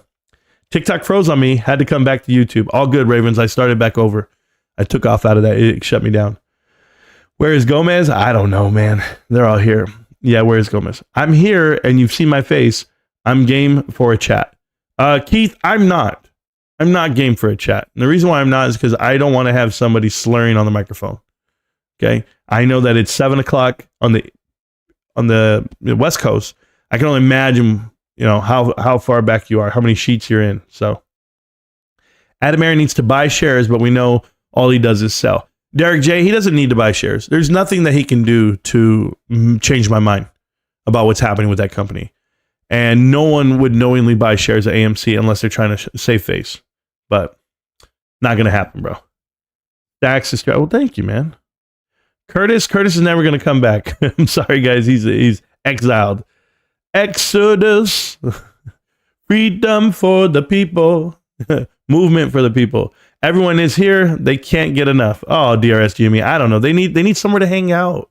They need someone to tell that their investment's correct and that they were right about Bed Bath & Beyond, about AMC, about Ape conversion. They need to go hang out with Markets with May and Tony De Niro. Do your best. I heard Tony De Niro was talking today on a Spaces call and everybody was giving him hell, or they were, I guess, conversating with him. I have nothing to talk about. You see, it's hard to go on a Twitter Spaces call when people are controlling who's chatting and who's not. They just hit mute and then you don't get to talk. And or they never pick you up and they don't give you. That's why I don't talk to them. They know where to find me. Build your own platform. Come on out and we'll talk. Keith, I love you. I know it's divisive. Oh, there we go. But you are one of the 4 horsemen. Always have been and always will be. Sure, Keith has always been around. Dear God, did you see your crooked hat? Yeah, I don't know. Marantz is afraid to debate. Locked up his Colt den. Oh, yeah, I'm afraid, SpongeBob. Hey, SpongeBob Axelrod, you scare me, bro.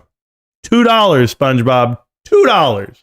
I'll debate you, SpongeBob. I'll do it. I swear to you, I will bring you on the mic, put you on the Discord. Send me $500. Yeah, hey, you paid $500 to go see PP Seeds? Send me $500 and we'll talk. Until then, we ain't talking, bro. That's all I can tell you. Back from my haircut, what did I miss? Because I can, nothing. I'm just hanging out. I'm having a good time. I'm getting ready for earnings.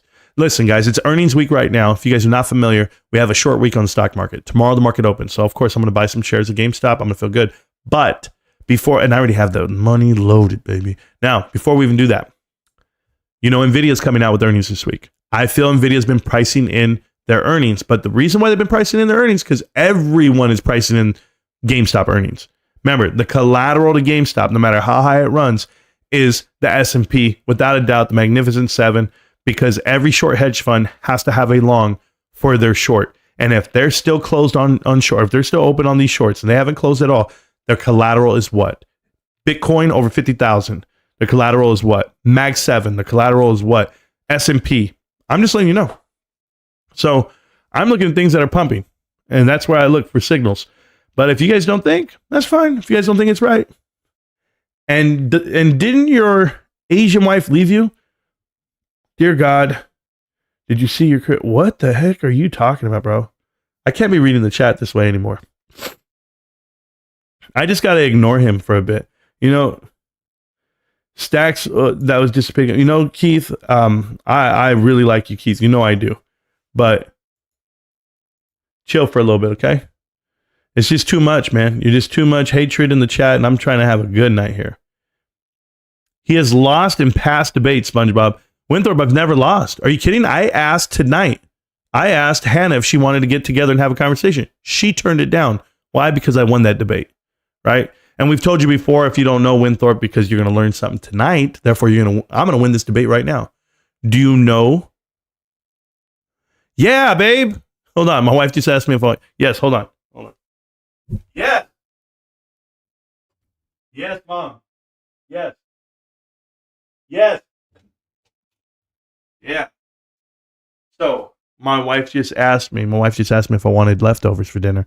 And I said, hell yes. You guys don't understand. She makes this pasta, this penne pasta, whatever. She bakes it, right? So she makes it first. Then she puts it in like a casserole type style where she puts it in with like pepperonis and other meatballs and other stuff, Italian stuff. And then she puts this arrabbiata sauce, right? And that's a spicy marinara. Boom.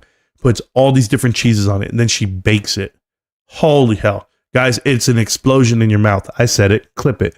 It's an explosion in your mouth. It explodes and you just eat it all night. And that's where I'm at. So we got a super chat here. Joshua B. We still good with shorting Carvana for earnings? First off, Josh, I don't give out financial advice, but I have said this, and you can clip it, you can quote me. Carvana will lose $180 to $200 million on earnings this week when they announce it. They will be down $200 million. There is no surprise. There is no, hey, they beat Wall Street. They only lost 20 million, or they came out positive. It's not even possible. Carvana is a bankrupt company. It operates off of losses. So, yeah, you can do whatever you want over there, JB. I stay out of it. If you got puts, they're going to print everything. Carvana is a waste of space, but it's supposed to be. Yeah, never lost a debate, but I was going to tell you, about the debate thing. You know who wins the debate? Or you know who loses the debate? There you go. You know who loses the debate? The person who learns something. So, I don't lose debates. There you go. Super chats paid for by GME bag holders.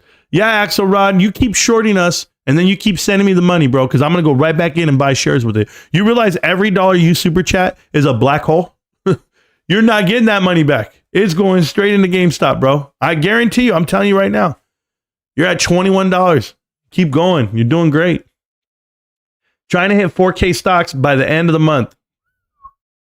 So you got 51 shares? We all got 51 shares. That's just the way we do it. Axelrod is a GME bag holder? No, he's saying we are. Because he shorts the stock and or, he buys puts and he prints out on that. That's what he's saying. The bag holders pay for it because he's in and out of the stock. Cannot transfer fractional shares. Any fractional transfer gets sold. Cost basis can be differently than what you expect if there's wash sales. DB, we've talked about that before. And for me personally, I don't know how there's a wash sale if you're going to talk about some from a date that I didn't buy it. I did not buy the stock February 9th. I was going through all my paper. I was like, oh, look, it says I bought my first share February 9th. Boom. And then I was like, no, I didn't. So I had to go back and look at Robinhood to find some buy dates. And then, like I told you, I remember being 99.60 on that Friday and I bought. So then I was like, okay, so these all line up. But then even then they didn't line up. My original lot dates didn't match up because I was buying in before the 25th. So I was like, what the hell's going on? I don't know what's going on. But I'll leave it alone. Thank you for liking the live stream over there on TikTok. Appreciate you guys. I'm so sorry you lost money on GameStop, Mr. Axelrod, but we are in it for the long haul. Yes, we are, Vinny. Yes, we are. Well, I am. I want to see a British Bulldog YouTube match of meltdowners versus elitists. Oh, it's never going to happen. Now, those guys aren't real people, right? The CPAs. Well, let me tell you, man, the multiples don't add up. And I'm going to tell you right now, GameStop is just not that valuable. It's overvalued even now. What do you mean? They don't even make money, man. They've already lost money 3 quarters in a row. They've just been losing money. They lost $51 million in quarter 1. They lost another $3 million in quarter 2. They lost $2 million in quarter 3. Like, what in the world are they even doing? What math are they doing? This year so far, they have lost over $55 million. They're terrible. I know they sold $5 billion worth of stuff, but they lost $55 million. Well, oh, that's 1% of operational losses, and their interest alone has been a positive around $30 million so far. Plus, they're going to be around $50 million on interest. So I'm trying to let you know that quarter 4 is about to blow. Guys, it's about to be crazy. Quarter 4 is about to be crazy. I'm talking about 100 million, 120, 150. I don't know where you want to go. It's going to be the biggest rocket surprise. I'm going to have the helmet on. For all you guys that don't know, I wear this helmet every earnings right here. Bam. And I wear this helmet proudly. And I wear this helmet because I am prepping myself to go to the moon. I am going to go to the moon with this investment. It's going to happen, guys. And when I put this helmet on March 19th, that's the date. The tentative date of earnings has not been announced yet. It doesn't matter. You know why it doesn't matter? Because whenever it happens and Ryan Cohen announces the damn earnings and then they announce they're buying in, and he drops the hammer again like he did 2 years ago. What are you going to do? What are you going to do, you little hawkamaniacs? What are we going to do? When this stock just starts running and everyone's like, oh, FOMO, it's happening again. Oh, we got to get back in it. All of those guppies, all of these punk asses in the chat right now, they're going to come out here. They're going to come look for you. They're going to look for you. Your parents are going to look for you. Ex-girlfriends are going to be looking for you. They're going to be waving you down in the street. Like, how did you know? What did you watch? Who told you? What YouTube channel was telling you that this was going to happen? Who's that guy? I don't know, man. He had a space helmet on. He's crazy. That's God's way of telling me I need to drink something.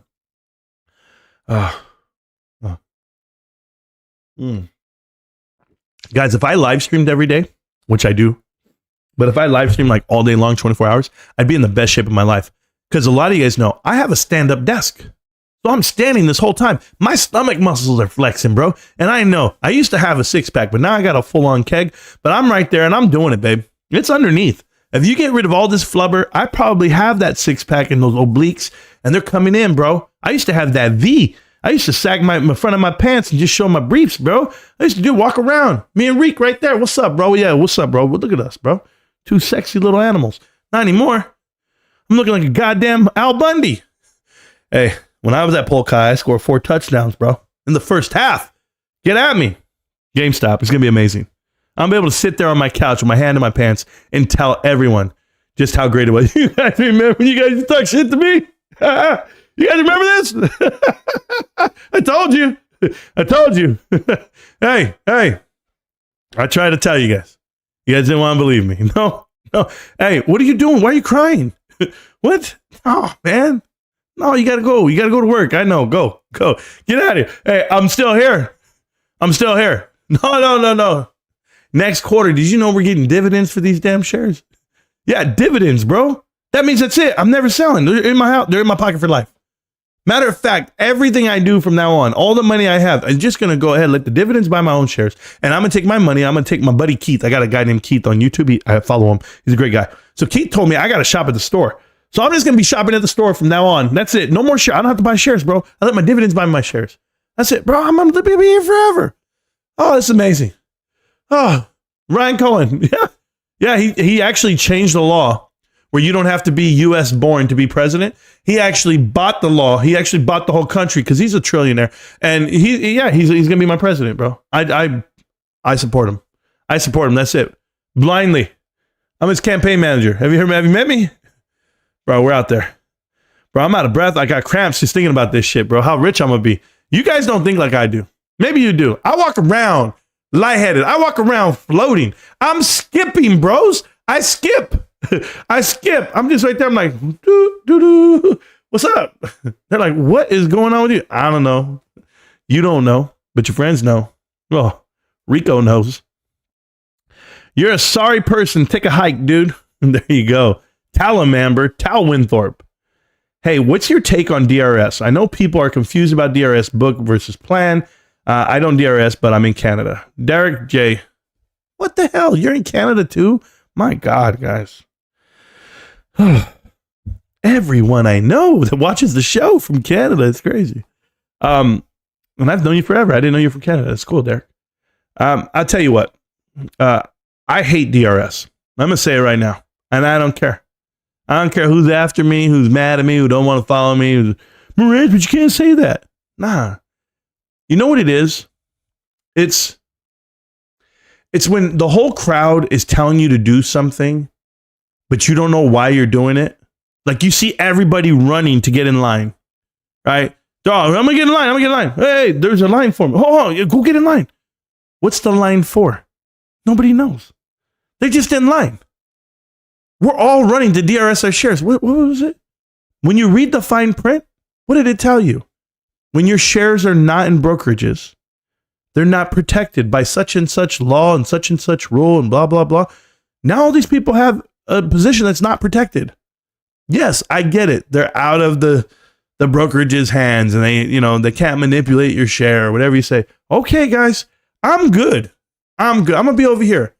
You know, like how my boy Almo, you guys know Almo Nestor. He's a moderator on the channel.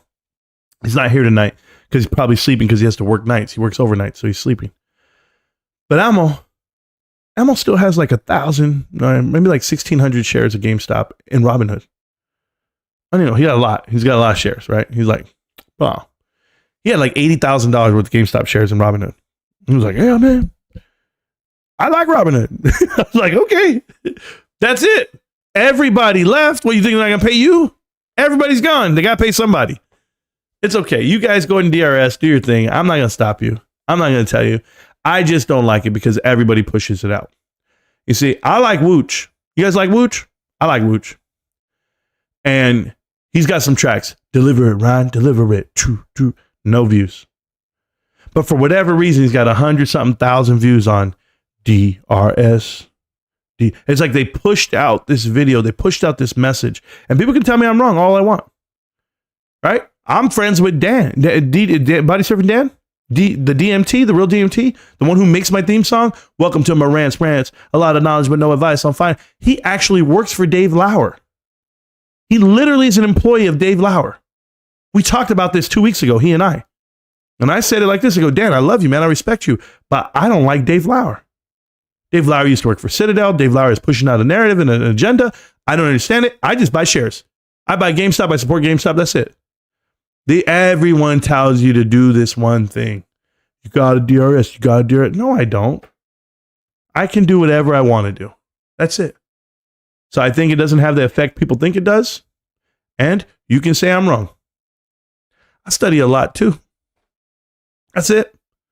And I'm not doing anything wrong. How about this? Let me fail and you guys all succeed. That's it. We got a super chat right here. Super chat coming from The Apprentice. And he just sent me 20 Canadian dollars. I don't know what the hell I'm going to do with those. Take them to the casino and exchange them. That's about it. But thank you so much. I really appreciate the support for the channel and the cause and the info. But Derek J, I've never tiptoed around it. You guys know that I do have DRS shares.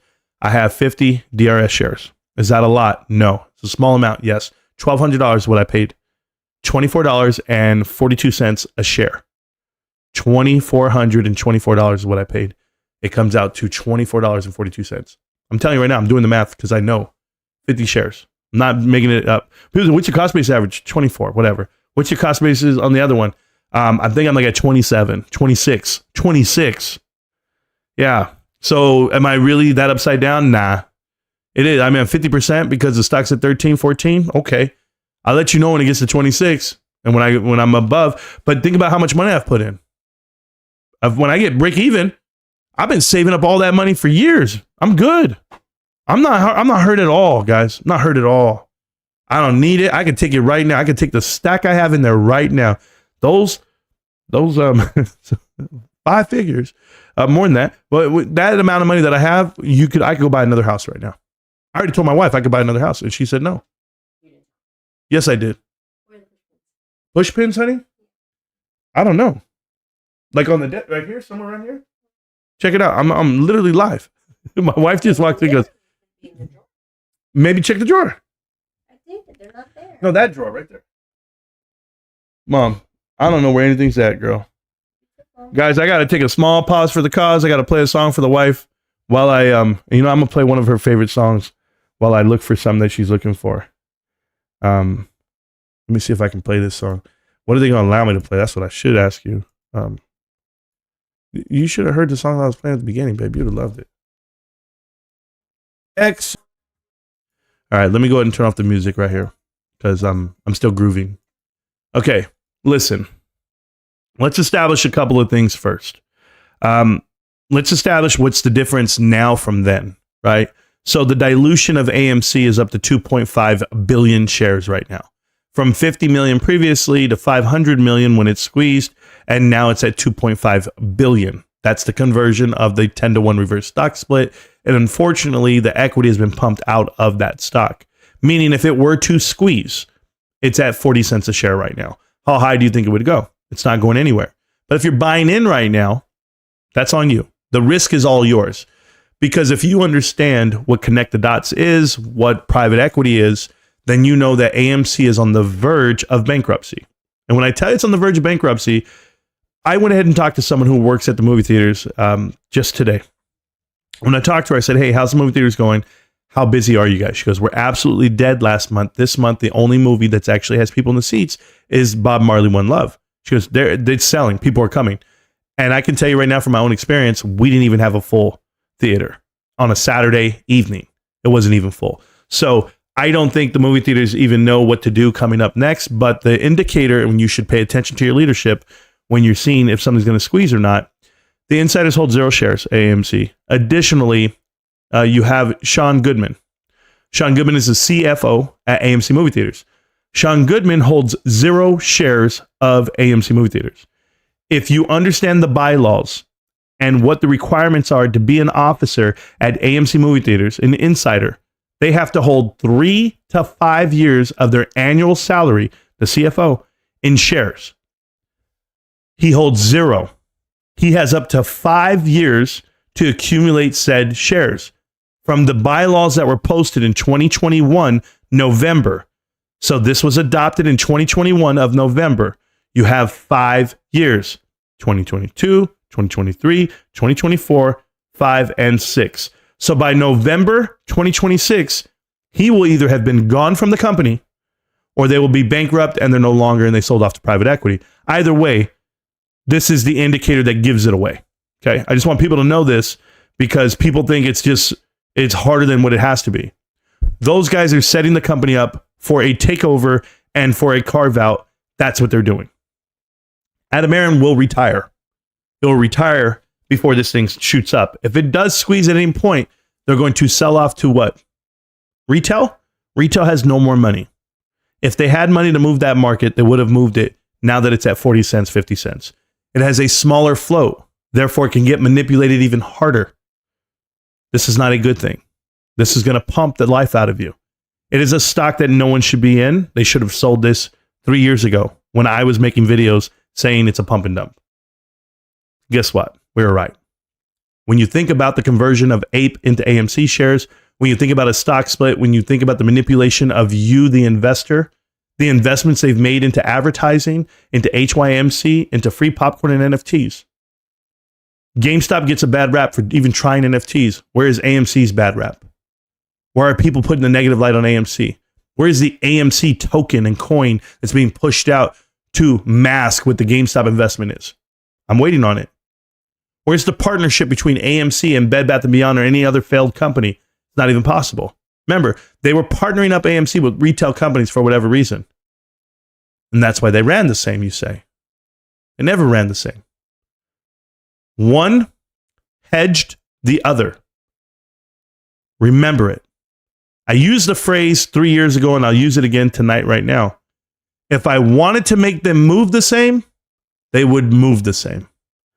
And the whole idea behind this is that you had 20 YouTubers versus one. I was a small YouTuber back then. I had 1,000, and I'm still small, but I had like 1,000 subs. I had 300 views a video.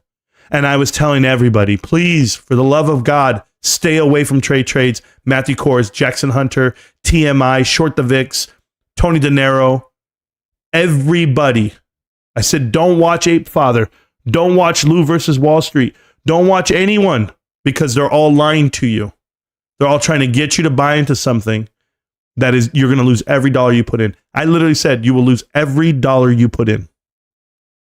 That's not going to change today, Nando's. If you put $1 into AMC, you will lose it. Go ask Tara Bull. Oh, wait, you can't. Go ask Kat Strider. Oh, wait, you can't. We can keep naming them. We can keep looking for, Angelo, New York, from New York Angelo. Thomas Smallbone. How many more people? You don't know who that is. That's Thomas. What's his real name? I don't even know his real name. Or his fake name. I apologize. There's so many YouTubers and Reddit personalities that pushed out this. Hell, even PP Seeds. You will lose every dollar you put in. It will not run with GameStop. It's not meant to. GameStop is being hedged by the next and the next and the next. By Bed Bath & Beyond. By Mullen Automotive. By every private equity stock out there. America Airlines. Why do you think it got halted? Private equity runs that damn thing. BlackBerry. Private equity runs it. I'm telling you because I've studied every single stock. Every single board of directors, all of the guys who actually hold the bonds in these companies. We talk about Carvana. Carvana pumped for what reason? Why did it run with GameStop? Anybody have that answer? It's private equity. This is who's manipulating your stock market, guys. And they do it for 2 and 20. Right? You don't think they're upside down? That can't be true, Marantz, because they don't own that many shares. They don't own shares. They own shorts. And the shorts is something that they bet on. And they're not even allowed to hedge their position because retail owns the stock. If they came over and bought shares to hedge what they are, this stock would be exactly what you saw it was. $400 a share. But they said, no, we can swap it. We can swap our collateral. We can go ahead and push it to other things. And those other things mysteriously go bankrupt. Those other things mysteriously crash. Why do you have commercial banks going under? Why is commercial real estate about to hit an apocalypse like it's never hit before? Why are companies going under like you've never seen? I'm talking about bankruptcy after bankruptcy. Do you know why? Because they took every dollar that they were hedging GameStop with and they put it into SPACs. I told everybody the minute I saw it, this is why people were pushing SPACs and people are pushing out all these companies that never, you know why? SPACs give you a time horizon. 2 years of carriage. You can carry it for 2 years and find out if it's actually going to, merge with the company and then, of course, go public and you go ahead and drain out equity out of it. Or we can go ahead and cancel it after 2 years. Everybody gets their money back. But look with the banks. The banks are leveraged $18 billion on SPACs. And I'm talking about, Silicon Valley Bank. I'm talking about Signature Bank. I'm talking about First Republic Bank. You're talking about a huge institution like Credit Suisse, HSBC. Banks are crumbling. And you think it's what? How are banks crumbling? Because of interest rates? That's what they tell you? You know why interest rates are sky high? Do you even see what it is? The Fed leveraged America. $5 trillion they printed for COVID. And you would think that they were going to do the right thing with that money. Pay the right programs, pay the right people to stay at the right. No, the top got greedy. Every politician that you've ever lived with either died or retired from the COVID to now. And why? Because they all cashed out $200, $300, $1 million based off of bets they made on home stocks, on pharmaceutical stocks. You think Nancy's the greatest trader? You think Paul Pelosi's the greatest trader? That's not the way it works. They have inside information. They have the inside track. Well, guess what? They all better retire and they all better ride off into the sunset and pull money out somehow, some way, because GameStop's coming for everyone. GameStop's going to beat the shit out of this market. It already did. They already halted the damn market and said, you know what? We can't win this one. Let's put it up. How do you go from 226 short position reported to now 20? Oh, no, we closed. Oh, you closed? Where was the volume? Where was the volume? You closed. Let me tell you something. What happens when you close, okay? Hedge funds, when you close on GameStop, the price goes up because you become a buyer. And none of you closed above your short position, right? Because listen, America, this is like how logical it is. They all took a short, right? That short went the other way. It went all the way sky high. You closed sky high? Okay. Show me the 10Ks and the 10Qs that show me your losses for that time period. Show me you lost. You lost because you closed at an all-time high versus the low where you were shorting from. Show me your losses, Wedbush. You were upside down $1 billion on GameStop shares. Show me the loss. I've been looking. Michael Packer still has a job.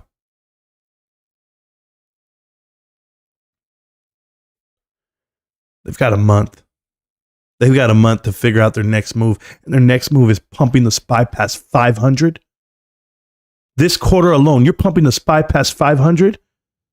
Guys, just to give you an example and an idea of what that means. In the history of your world that we've lived in this America, in the United States of America, the history, we are at the all-time peak and high of our economy. Do you feel that way? I know kids are making $20 an hour flipping burgers. I know rents are $4,000, $5,000 a piece. But somehow shit just keeps going up. Do you remember the reset of 2009? I remember it. Financial crisis, housing crisis, automobile industry get bought out and saved. Homes get bought out and saved. Houses went from $500,000 a piece all the way down to $100,000. You lost 80% of your value in homes. Everyone foreclosed. Everyone who cashed out. Private equity produced billionaires from this because they printed $2 trillion. The Fed printed $2 trillion to save the housing industry, to give out a little stimulus. And then everybody got back into the groove of things, and they all loaned out money for free, Covey Light loans, 0% interest. And you're going to tell me what? That they printed $6 trillion, $5 trillion, and no one's losing? We're all winning? Guys, I'm winning. I'm telling you right now, I'm winning. I got money in the bank. I'm doing well at work. My wife, yeah, she lost a job, but she got a new one, right? Whatever. Job, just right there. Everybody's waiting. Bullshit. I said, baby, let's just chill. Because I don't believe any of this. You don't want to think it's GameStop? Okay. GameStop really runs this market? You don't get it. Greed runs the market. And they were so greedy that they bet on GameStop to fail, and it didn't. Now show me who lost. Don't just show me hedge funds canceling, hedge funds, unwinding. Don't just do that. Not a couple of billion here, a couple of billion there. No. We halted a market. We halted individual securities. We took billions of dollars out of retail's hands. Show me how no one gets stopped for this. Like, who got sued? Who got their money back on when they were losing on losses here? Oh, because retail didn't sell. You thought you had a problem then 3 years ago? You magnified the problem 3 years later. And I know all these naysayers in the chat, these guys who think, oh, Marantz is crazy. He's talking about a short squeeze. I ain't talking about a short squeeze. I don't care. They're already squeezed. They already can't sleep. They've already aged 20 years on the camera.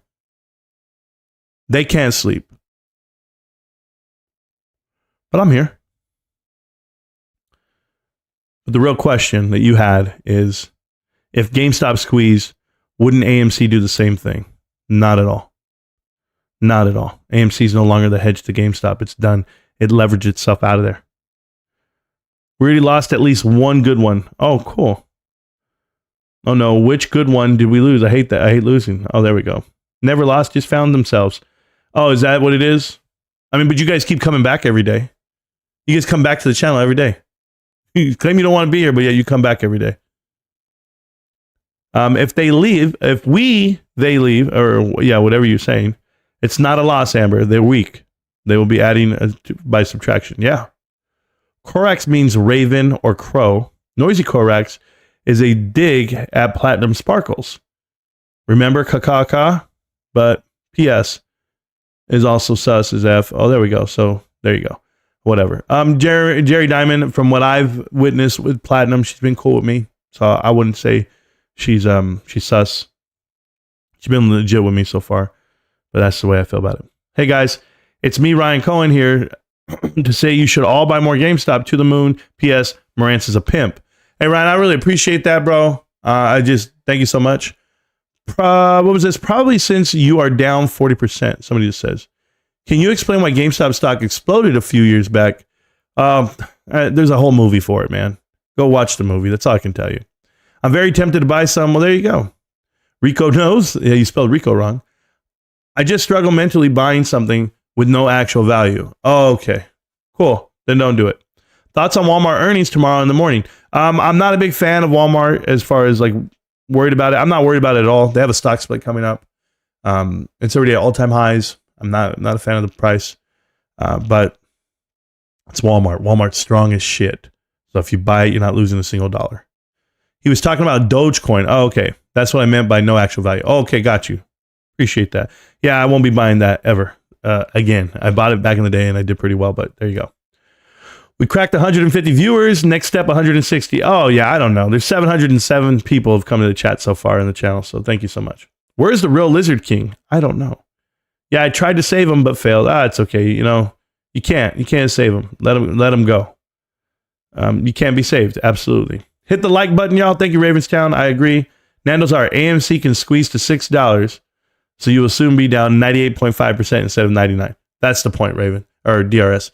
You literally have to squeeze like 17x just to get back to where you were last year. Solid logic. There we go. Didn't think of it that way. Oh, I only think of it that way. Don't forget about Final Fantasy Remake Part 2 coming out later this month. It's on the 27th, I believe, yesterday in gaming. I was already down there, and they expect it to be a busy night at GameStop. And it should be, because that's a great game for every role-playing RPG fan. Final Fantasy is it. There's not a better game for role-playing, period. And that is the That's like the Master Series. It's everything you want it to be. Final Fantasy. I love the game. Platinum Sparkles did a space today with Tony De Niro, so sus, and she doesn't mod as Superstock anymore. Connect the dots. Trump Platinum jokes. Oh, Jerry Diamond, not jokes, but hey, if she did a Spaces call, I thought it was his Spaces call, or I thought she just was there. Yeah, I don't know. I can talk to her. We communicate, so I'll figure it out. I just chose not to. I'm always busy, man.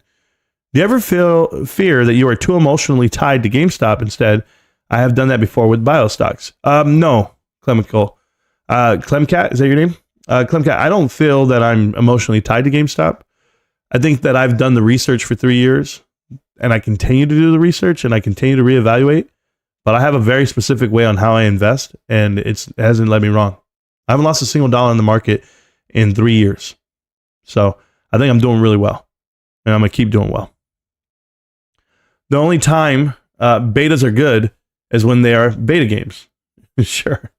My real life is a GTA 6. I go and I drive after midnight with a flat tire at 50 miles an hour down city streets, and I never get 1 star.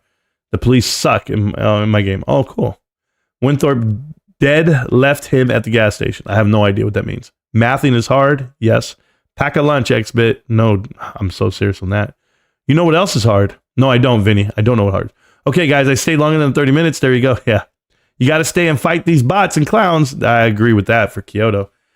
And in my opinion, GameStop is filling the void left behind by Toys R Us.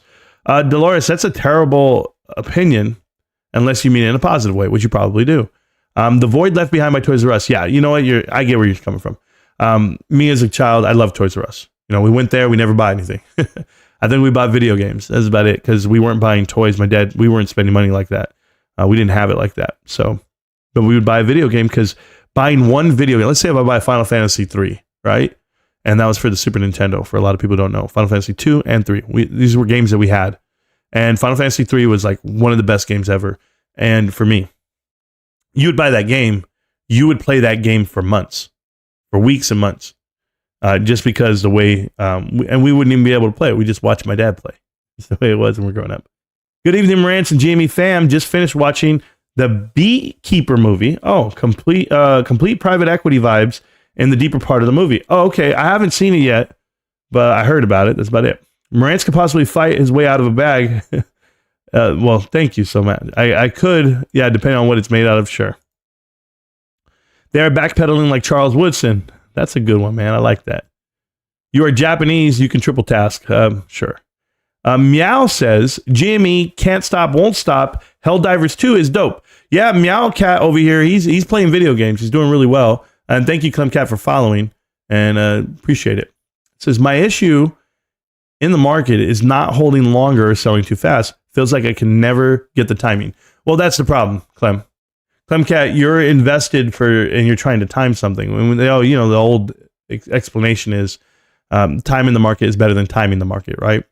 And that's because any stock you've ever bought over the last 10 years, traditionally, if you're buying into quality companies that you do due diligence on, and you understand the business model, the leadership, and the growth of it, and or the value of it, then you're going to get whatever you need out of it. But when you put money into a stock or into an investment, you need to understand your time horizon and your risk, right? So my risk assessment is I'm only putting in what I can afford to lose. I'm not going to leverage myself. There's the risk. The next part is my time horizon. I'm going to go in for 5 years. I'm going to go in for 10 years. You give it before you ever get out, right? Like you already know where you're at. And I keep changing my ideas on how I invest because of GameStop, solely because, I want to buy other things.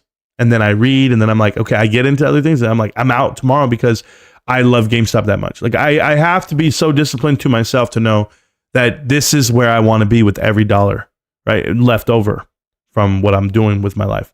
So I do it that way, and I think a lot of people have to remind themselves of how they want to invest. So that's all I can tell you. You're never going to time it. If you're going to time it and you're going to try to, you're going to sell too early, and you're going to buy in too late, and things like that happen. So come up with an idea.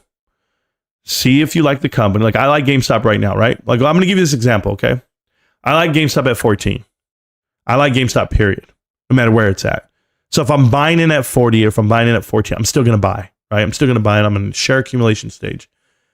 But if you didn't like GameStop until they show you something, You don't like GameStop until it shows a profit, until it has a positive PE, until people actually see retained earnings, they actually pay a dividend, or they're in the S&P 500. So you're going to wait from 14. You're not going to buy at 14, but you're going to buy in at 40 because that's when they're eligible, right? Like $48 right now.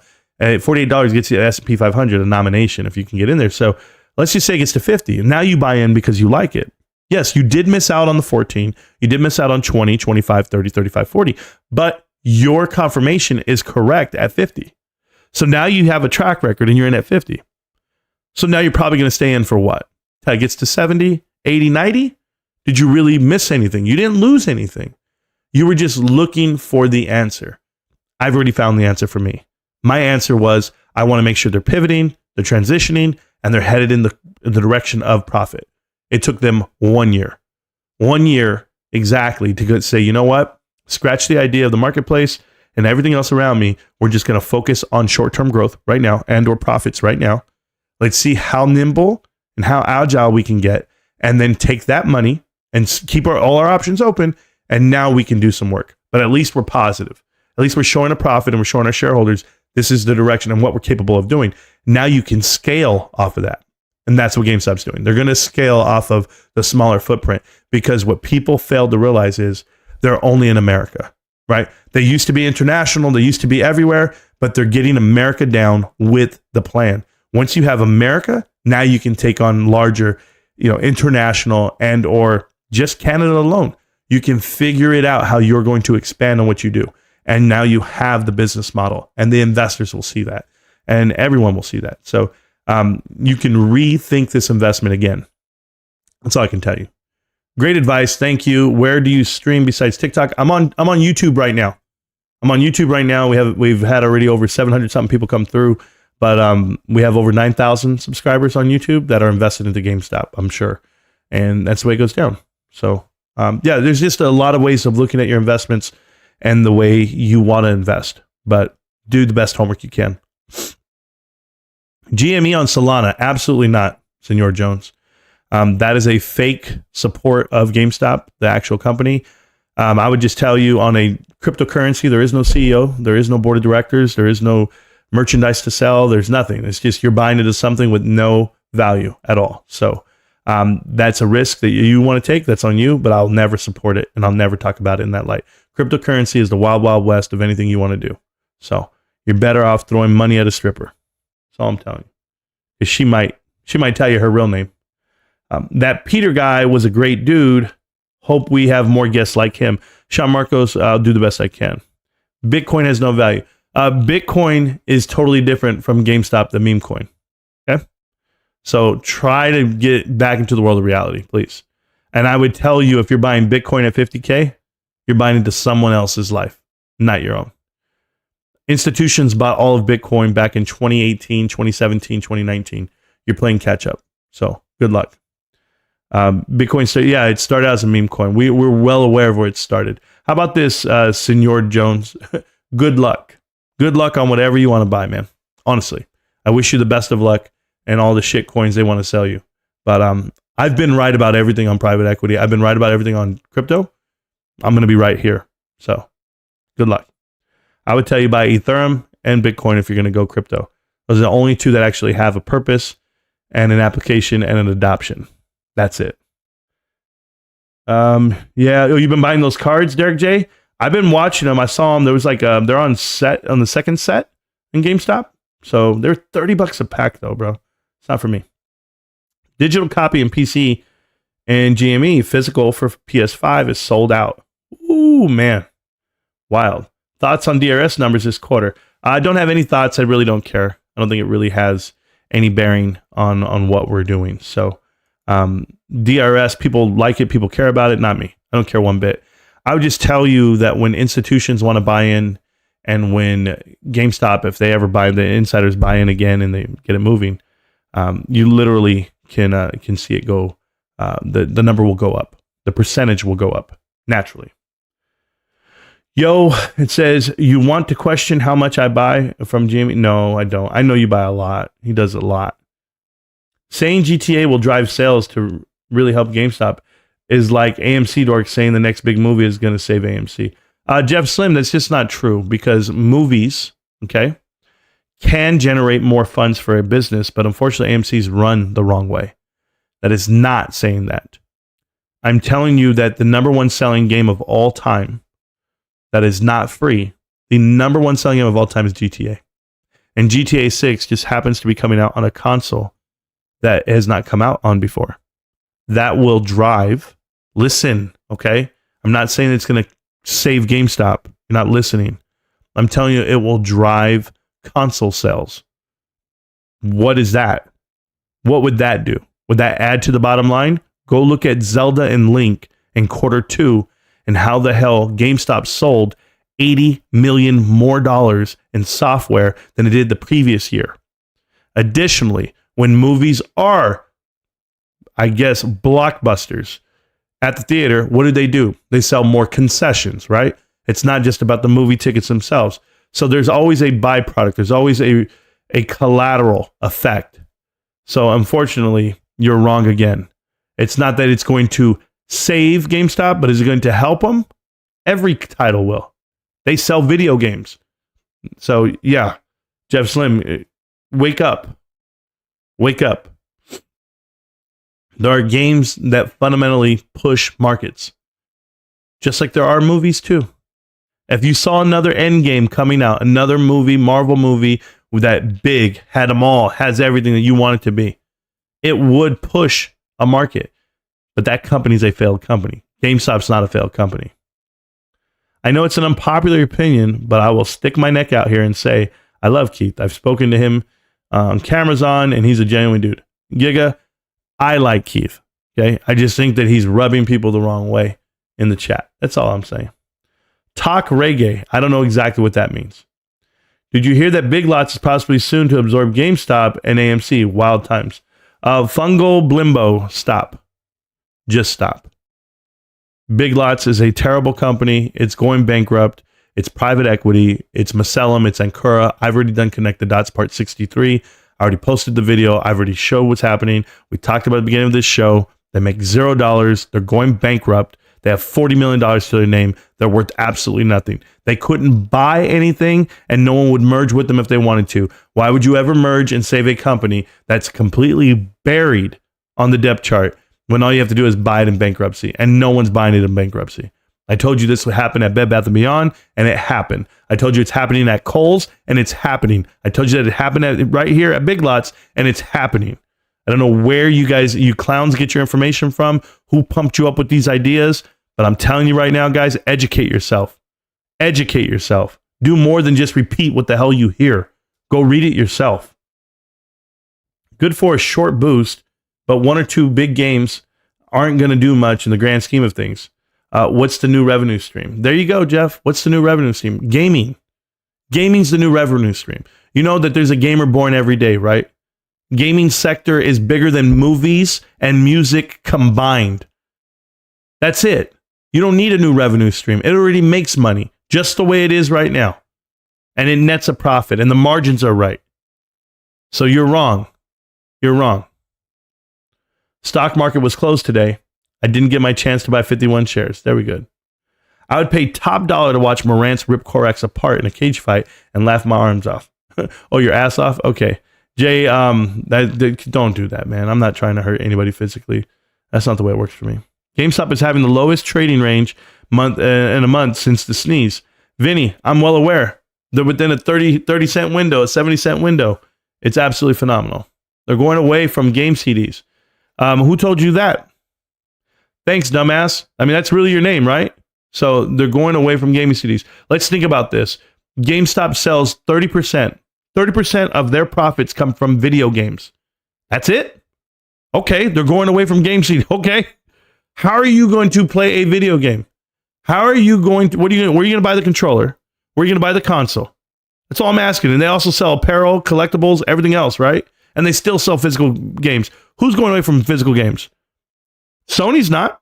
PlayStation has said they're still going with the same business model. Xbox, they might as well go out of business because they're terrible anyway. But yeah, they're still making physical games. Who stopped selling physical media? Best Buy? And Walmart's cutting back? So who's winning? Bro, I'll still be here. You keep repeating stuff that you hear instead of stuff that you actually know. That's the difference. I know. Where do you see GameStop this year? The high. I don't know. I don't care about the stock price. I'm not a stock guy as in to care about the price of the stock. That's not what it is. I see the company being profitable. I see them progressing. They transition, they pivot, and they're exploding. Yes. Who knows how high? Do you have any thoughts on Capital One buying Discover? I saw that they're going to go ahead and merge, or they're attempting to. I think that they need to go ahead and call the government in on this one, because I don't know how big of the market they're going to own at that point. But I mean, it's great for Discover because Discover is just not that great of a company. They try though, but yeah, I read about it. Company doing good. Yeah, GameStop's doing good. If you do the homework and you know what you're looking at. The guy who plays Bob Marley looks like my dad. Well, damn baby, you got a good looking dad. Tonko is the Vin Diesel stunt double. No, Roaring Titties. No, he's not. In all the death scenes for sure. So arguably ticker big is in a cup and handle on the 4 hour. Here we go. And the price is above the 5 days. Good play for $6. You're welcome, bros. Absolutely not, Nando's. And Nando's, you ever come in here again and pump out some bullshit ass stock talk like that? I'll put you in a longer timeout than just a day. Okay? I'm telling you right now, you don't just get to come out here and pop out and say it's a good play on the run. Nope. Because you don't understand the stock moving itself. You don't understand that their earnings come out on the 7th. So what the hell are you talking about a play up to $6? It wouldn't matter. It wouldn't matter if somebody got in it and got out and played with it. That's not what you do. You don't give out financial advice. You're out here telling me, good luck, bros, and you give them like it's a tip or something. Whisper stocks and day trading. Nando's, go start your own channel. Go start your own platform. See how far you get. See how long people will listen to you and your great ideas. You can have one. You can have two. You're sold out after 3. You literally will not have one. You won't have a following. It'll all fall apart. And you'll be like, yeah, I was wrong more than I was right, because you're trying to win in one day. It's never going to work for you. The numbers, the CEO is doing good. Yeah, we know. It's doing great. Switch 2 coming out this year. Awesome. Bob Marley at 1.5. Pretty stout. There you go. How many GME stocks do you own? Just one. I just own one. It's called Class A stock. Everyone owns the same type of class. Are you talking about how many shares do I own? 51. And if you don't know the joke, don't lose your mind over it, okay? Thank you. DRS GME, the gaming market is massive in comparison, but my point still stands. One game won't help GameStop in the grand scheme of things. Still need a new revenue stream. No, they don't, Jeff. They don't need a new revenue stream. All they need to do is become profitable off of the current business model that they have, and then expand on that scale with the same products they sell, because the margins are there, the business is there. They just can't do it the way they did it. They oversaturated the market with actual GameStops. You don't need to. You're diluting the product itself. So, no, tell me, 51. 51. See, hey, thanks. If you don't know the channel and you don't know the vibe here, you'll never understand. Supposedly, Xbox is promoting a new console that is going to be the biggest leap in technology. Yeah, Rick the Freak, I saw it. I saw it that when Microsoft bought out Activision, they came with the idea and the prototypes that they were doing a digital console, and it's going to be new this, new that. The unfortunate part is they just laid off all their people in the gaming sector, basically. So I'll see what it is. I follow you a lot. Well, thanks, bro. Then you'd understand how many shares I have. 51. Dearest, yeah, there we go. These guys you're missing the point. You're not missing the point, Jeff. You're missing the point. You're missing the point that you don't understand the value of getting product to people, and they want it in a timely fashion, and it's the right product, and it's for the right person, right? The 6 rights of merchandise. The right product, the right place, the right time, the right condition, the right quantity to the right person, right? Look at that. Boom. Do that off the top of your head. But in addition to that, Jeff Slim, you'd understand that when you're in retail, that's all that matters. Everything I just named to you. So we'll see how you do, man. You don't understand retail, but you think you do because you repeated what somebody told you. They need a new revenue stream. No, they don't. They need to get better at what they do. Being an omni-channel retail, that eliminates so much. The excess in inventory, the spending, you can actually streamline this cohesive network of product to people, and you're going to make money off of that. doesn't matter like how many you sell of something. It's what's the value in it for the person shopping. I'm telling you. I know a restaurant owner. They're brothers. And they own a company. They own a restaurant. They have the same product every day. And you know what happens? There's more people in the valley. There's more people every day. People are born. They go in and they try the food. You know what? Same food. Margins are great. These guys can't make more burgers. They can't service more people. They're limited on their space. That's it. They can't go faster on the drive-thru. They're limited on the amount of people that can get through the drive-thru every day.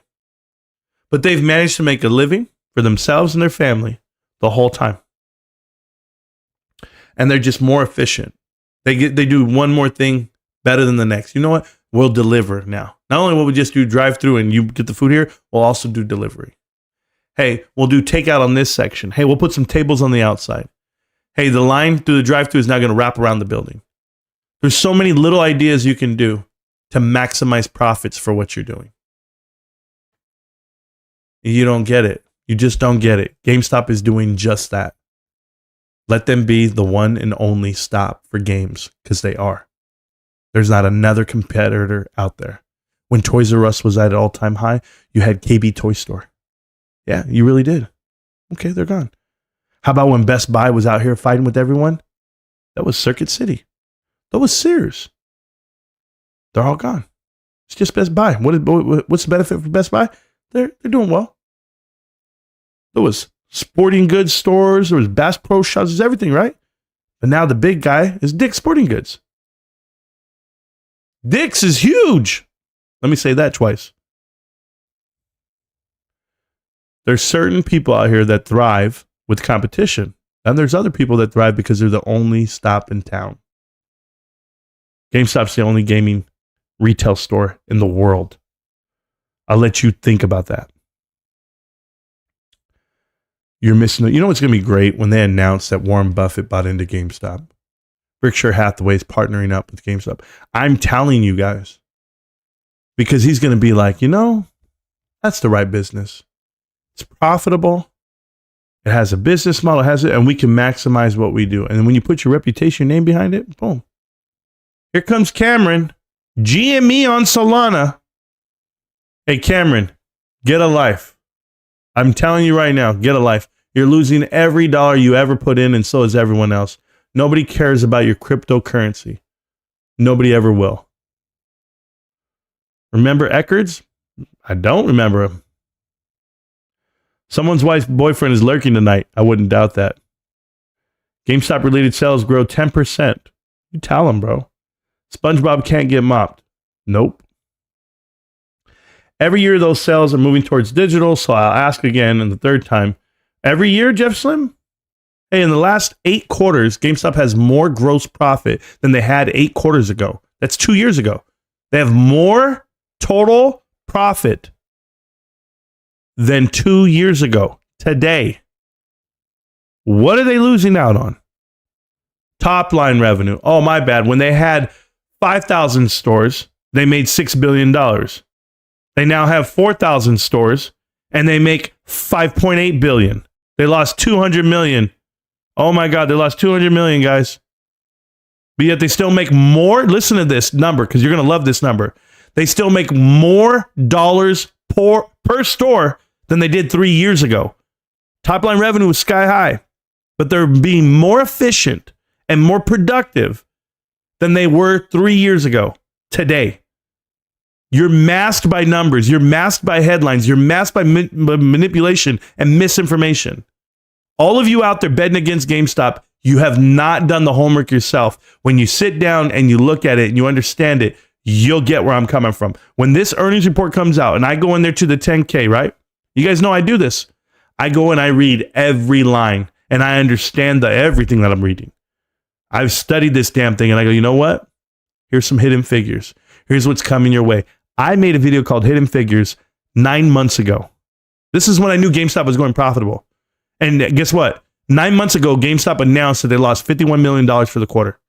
And everyone, and the CEO just got fired, and everybody's just talking shit about GameStop and Ryan Cohen and you name it, coming at him. And I said, guys, don't you dare worry about GameStop. I'm doubling down. I'm buying more. And why? Because I saw hidden figures. I saw hidden money in that 10K that was going to show fruitful this year. And what happened? They went $100 million swing on quarter two. They did another $100 million swing on $91 million swing in quarter three. And now you're going to see another $100 million swing on top of the $49 million that they made last year. So you give me 49 plus $100 million. I'm looking at $150 million. I'm looking at 50 cents a share. I'm looking at the next everything. And you guys can sit here and say, I was right. You think there's Bitcoin spot ETFs on the stock exchange, crypto for gains? Not new money though. Oh man. There was a pharmacy company before CVS and Walgreens. I'm sure there was. And now there's not. Oh, Eckerd's. Yes. Oh my God. I do remember Eckerd's. Yeah. From CVS and Walgreens. Yes. Because I've read about them. That's the only reason why I know. Connect the dots. Marantz, how do we know you don't work for the hedge funds? Rick the Freak. They literally came to my job and followed me. They followed me and they recorded me, and everyone knows what I do for a living. So yeah, I don't work for hedge funds now. Putting $100 to $200 into GameStop and some in a Peloton every month. Well, good luck. Good luck either way, Boogie. It sounds like a good investment for you guys. I hope it works out for you. Trust me, he knows I think I use GameStop. No good. He knows I looked and see what he's saying. Well, there you go. What do you do? Thanks. I work for a retail company, and I'm a senior manager for that company, and I'm in charge of receiving freight. I'm in charge of the whole 17 acres that the company operates on. That's what I do now. What did I do before? I used to do the HR aspect of it, the balance, the finance, a lot of other stuff, right? The budgeting and other stuff. And I've also done the operations side, the ops, the front end, membership and marketing. I've tried to punch the hole everywhere, man. I've done every job I can. So there you go. Well, cool. I'm a trucker. Well, there you go. I deal with truckers every day. Why aren't you answering? I'm answering, Cam. There's nothing to answer. Why hedgies are still shorting GameStop every day? Because they lost, Kevin. They're still shorting GameStop every day because they lost. They lost on GameStop. They got stuck, and that's what it means to get a short squeeze. So we'll see how it all works out. I'm still reading the chat here on YouTube, guys. I've got a lot of people coming through, so I apologize. Do you think the market crashes when NVIDIA misses earnings this week? Brinky, I don't think they miss earnings. I just think that they've already priced in the earnings. So I think you can have a retraction because you're going to get new evaluations based off of the 12, the trailing 12, based off of forward, PE ratios, and that's your price to earnings ratio. I'll handle that. And then you're also going to see the fact that, how much higher could it go? That's all I can tell you. I know there's price targets out there of $1,200. I just think it's wild. That's all I think. I don't need to ask how dealing with truckers is the biggest winos. I don't know what that means, though. Watch for SMCI, the semiconductor one. Pull back if NVIDIA misses. Well, that's their biggest supplier, right? So they're one of the biggest customers. So it's correlated. That's all that means. What are your thoughts on those Amazon tiny houses? Jonah, I think my dad wants to buy one. That's about it. I don't know, man. I'm good. Huge pullback. Yeah. From what I know, they don't come with power. So as big as they are and the walls fold up, I think you still have to buy your own power supply. And I'll pass on all that, man. I'll just live in my house. There we go. Yeah, I don't think the market crashes, though. I think they'll have a huge retraction, but we'll see how it all works out. Every year, those sales move towards digital. No, they don't. That's another lie. So, Jeff Slim, good job. The Air Force finally gets some respect from Marantz. The Chair Force, yeah, they just don't have a real job, but it's cool. GME needs to spill the beans already. What is the turnaround plan? It's getting hard to hold this long and have no information on what you're invested in. Burry Blazin, is that your name? Burry Blazin X? Yeah, so when you say it's getting hard to hold this long, I don't know what the hell you're talking about. I just don't get it.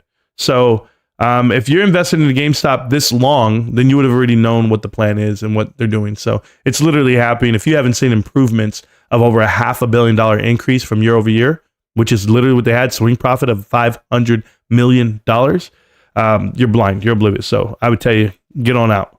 Carvana to the moon. Yeah, sure, bro. I'm the one that keyed the aircraft carrier, Marantz, caused the man, Project Power. It's me, Rocco, bro. Oh, okay, cool. Thank you so much, man. Great show. Let's go. I'll be buying the dip tomorrow as well. There we go. Winthorpe, don't start. Greetings and salutations, my lads. Yes, Richard King, I appreciate you. Who's going to buy a car vending machine in bankruptcy? Oh, it's about to be over for them, too. Winthorpe is a bully. He bullies B more. What a sorry ass. Yeah, we know, Amber. We know. That's why I call him out every time he's trash. What's up, Marantz? Christina and I had COVID past week and was out of work all week. Appreciate your streams. Josh B, that's awesome, bro. Yeah, that's great. I mean, at least you guys got better. That's what I mean. I hope you feel better. Everybody good? Okay, we're good? All right, good. Yeah, I got you. They need to join the Air Force with the Navy. Okay. I love messing with options in the stock market, but invest in crypto to hope for a big win. Well, you're going to lose on both. So it's both gambling on both. It's dumb. If you would have just took your money and parked it into securities that you've done homework on, then you would be better off. But, who am I to tell you how to, I don't give out financial advice. Consoles and accessories aren't becoming more digital. That's my point. There are a ton more games related to sales, more gaming related sales, like collectibles aren't software related. Software sales are not dying. No, they increased. Q2 increased, bro. Increased by a massive amount. You think losing on crypto? I invest in altcoins. Yeah, that's the famous last words, bro. What's up, Marantz? There you go. Thank you. Just sell, dude. Exactly. Be more handles yourself. Yeah, I know. You buy any Bitcoin, Marantz? No, I don't, JB. I had the opportunity to do it right now, but I don't want to. If it crashes back down below 20, I'll start putting in my TikTok money, whatever I make on TikTok. I'll start putting that into Bitcoin, and I just let it sit there because why not? I hope you and wifey get better soon. Yeah, me too, JB. I gave those guys time out. You know what it is. I'm right here, and we'll go on camera. Please don't teach me now, homie Holmes. Yeah, we try not to.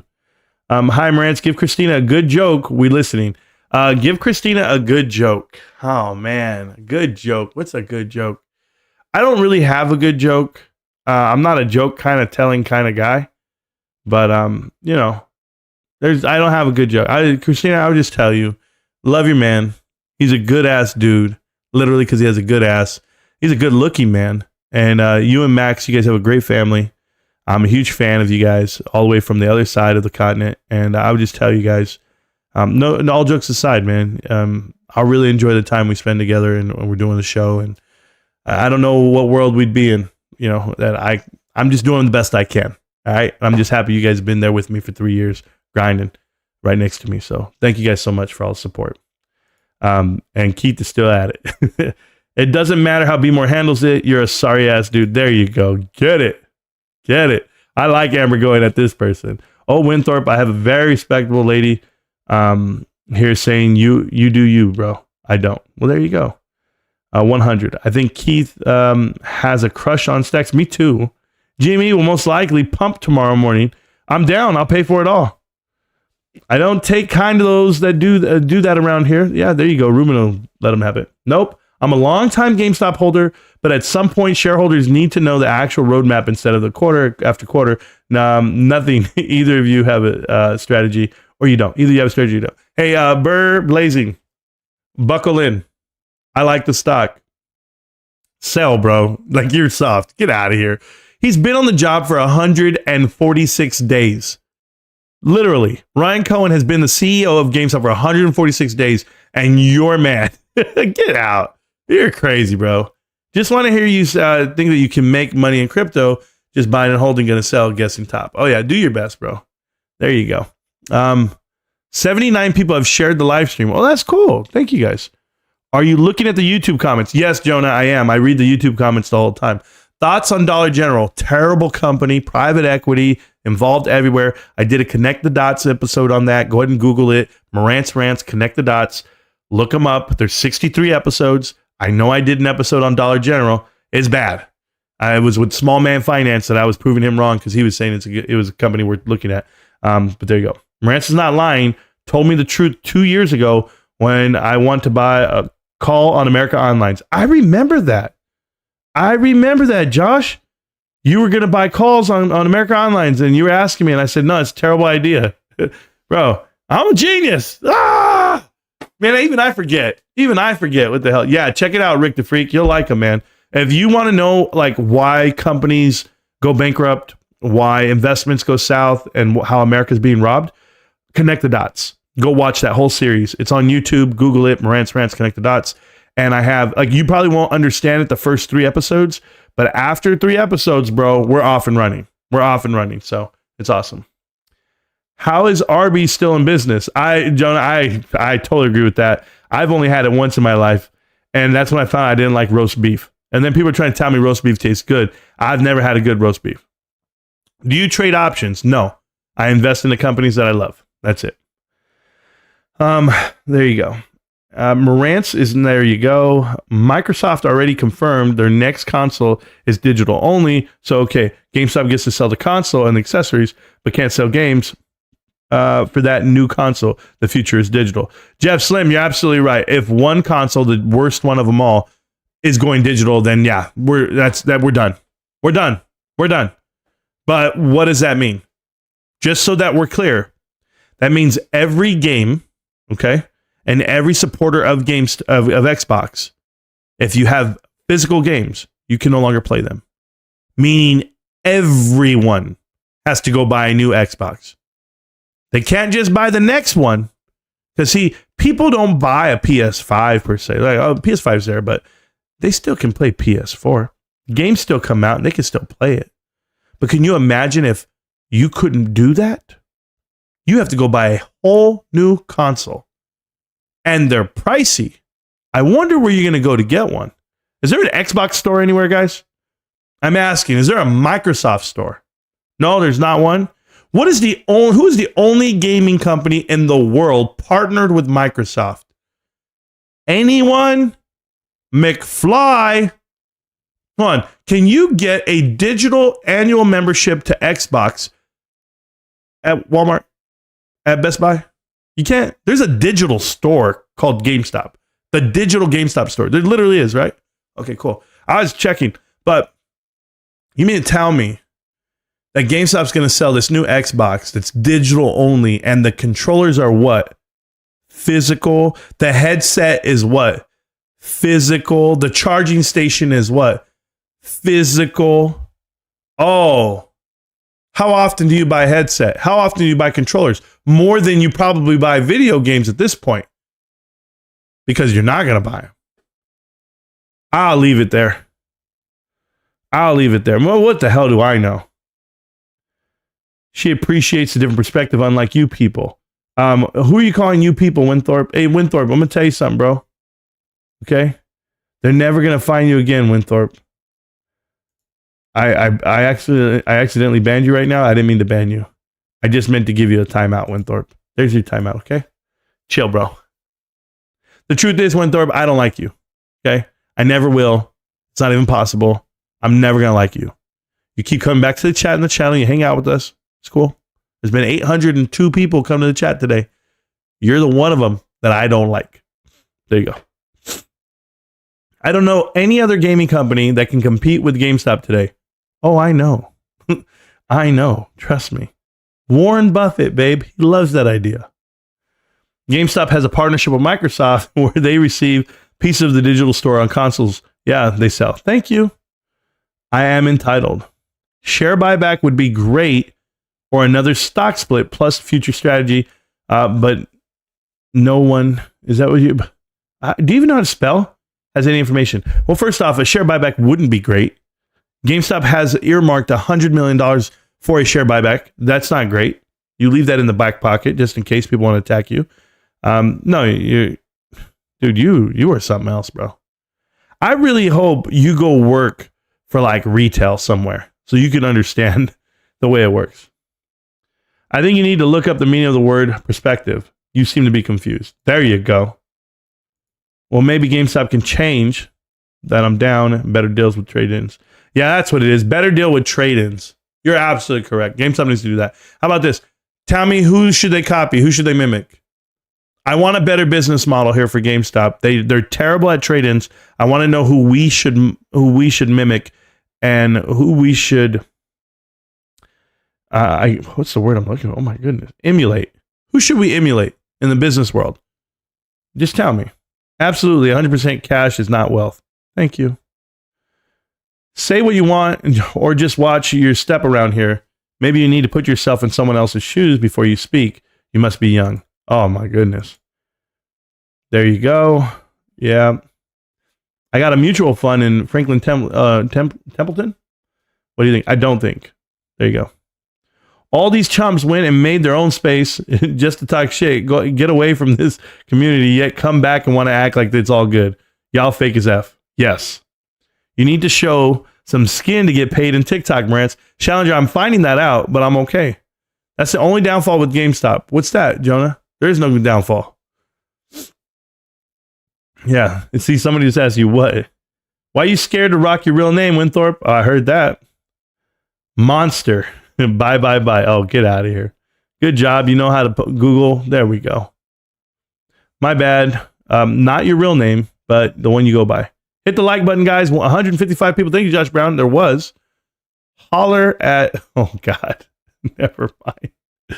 Oh, man. Sister-in-law Keith Gill was a psyop and should have been spoken out, but disappeared. Then she said GameStop still exists. I told her don't speak on topics she knows nothing of. Y'all look like a fool. There you go, Sean Carter. Let her know. And yes, I got my GED, so yeah, I know how to read. Oh, my God. You guys are funny. This is kind of fun sometimes. Yes, it is. Thank you so much for hollering at Remax Tax Pro. Is it Ream? Ream Tax Pro? So Ream Tax Pro, guys, somebody on TikTok that would like to get a follow and a shout out. So there you go. I still have never tried one. There we go. Stepping Razor, Peter Touche. Okay, I don't even know who that guy is. Tosh, I don't know who he is. I've heard the name. I read it somewhere. I don't remember where. Can you post a link to the Discord, please? The one I've tried keeps saying it's expired. Yeah, I'll get everyone a link to the Discord. It's completely free. It always will be. I'm going to post it in the chat right now. When I post this in the chat, guys, understand this Discord has everyone in it from this channel and amongst other people. Some pretty awesome people. So there you go. You guys are welcome to the chat and welcome to it, okay? Get one of McAllister first. There we go. I already read all that.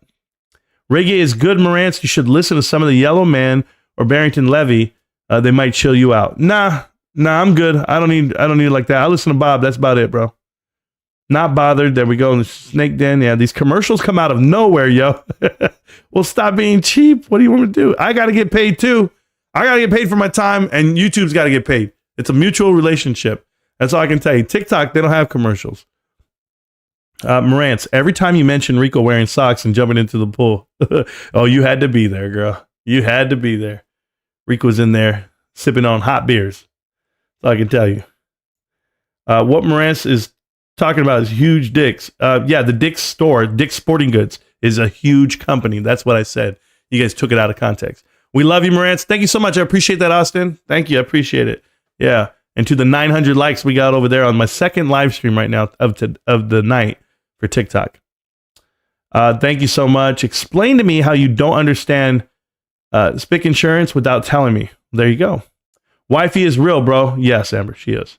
I still have some DRS, a lot of retirement account, and a bunch of selling covered calls. Made a few free shares. Yeah, there we go. Best Bob song. What a vibe. Oh yeah, I know. I need a GameStop shirt. Lou, do you? Hit me up in the DMs, Lou. This might be a month I send out some shirts. You guys hit me up. Free shirts for GameStop. Free shirts that say Marantz Rants on the back. GameStop, part of the players. You guys know it. Sponsored by that. That's my affiliate.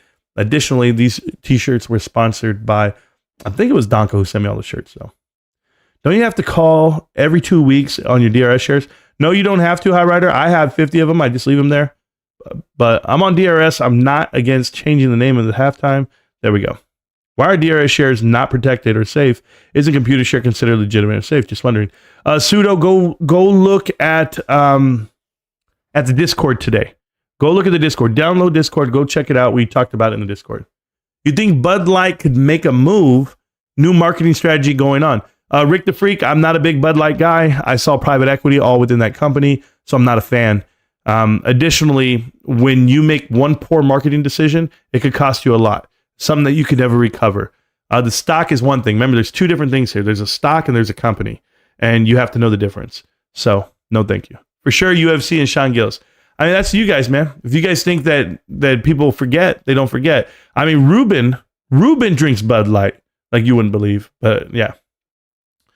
I download a video game on my Xbox and ordered a controller from Amazon. Is that okay? Kevin Hurley, you can do it however you want. But apparently $6 billion are swinging the other way against you. So do it however you want, man. Tunes, love Bob Marley. There we go.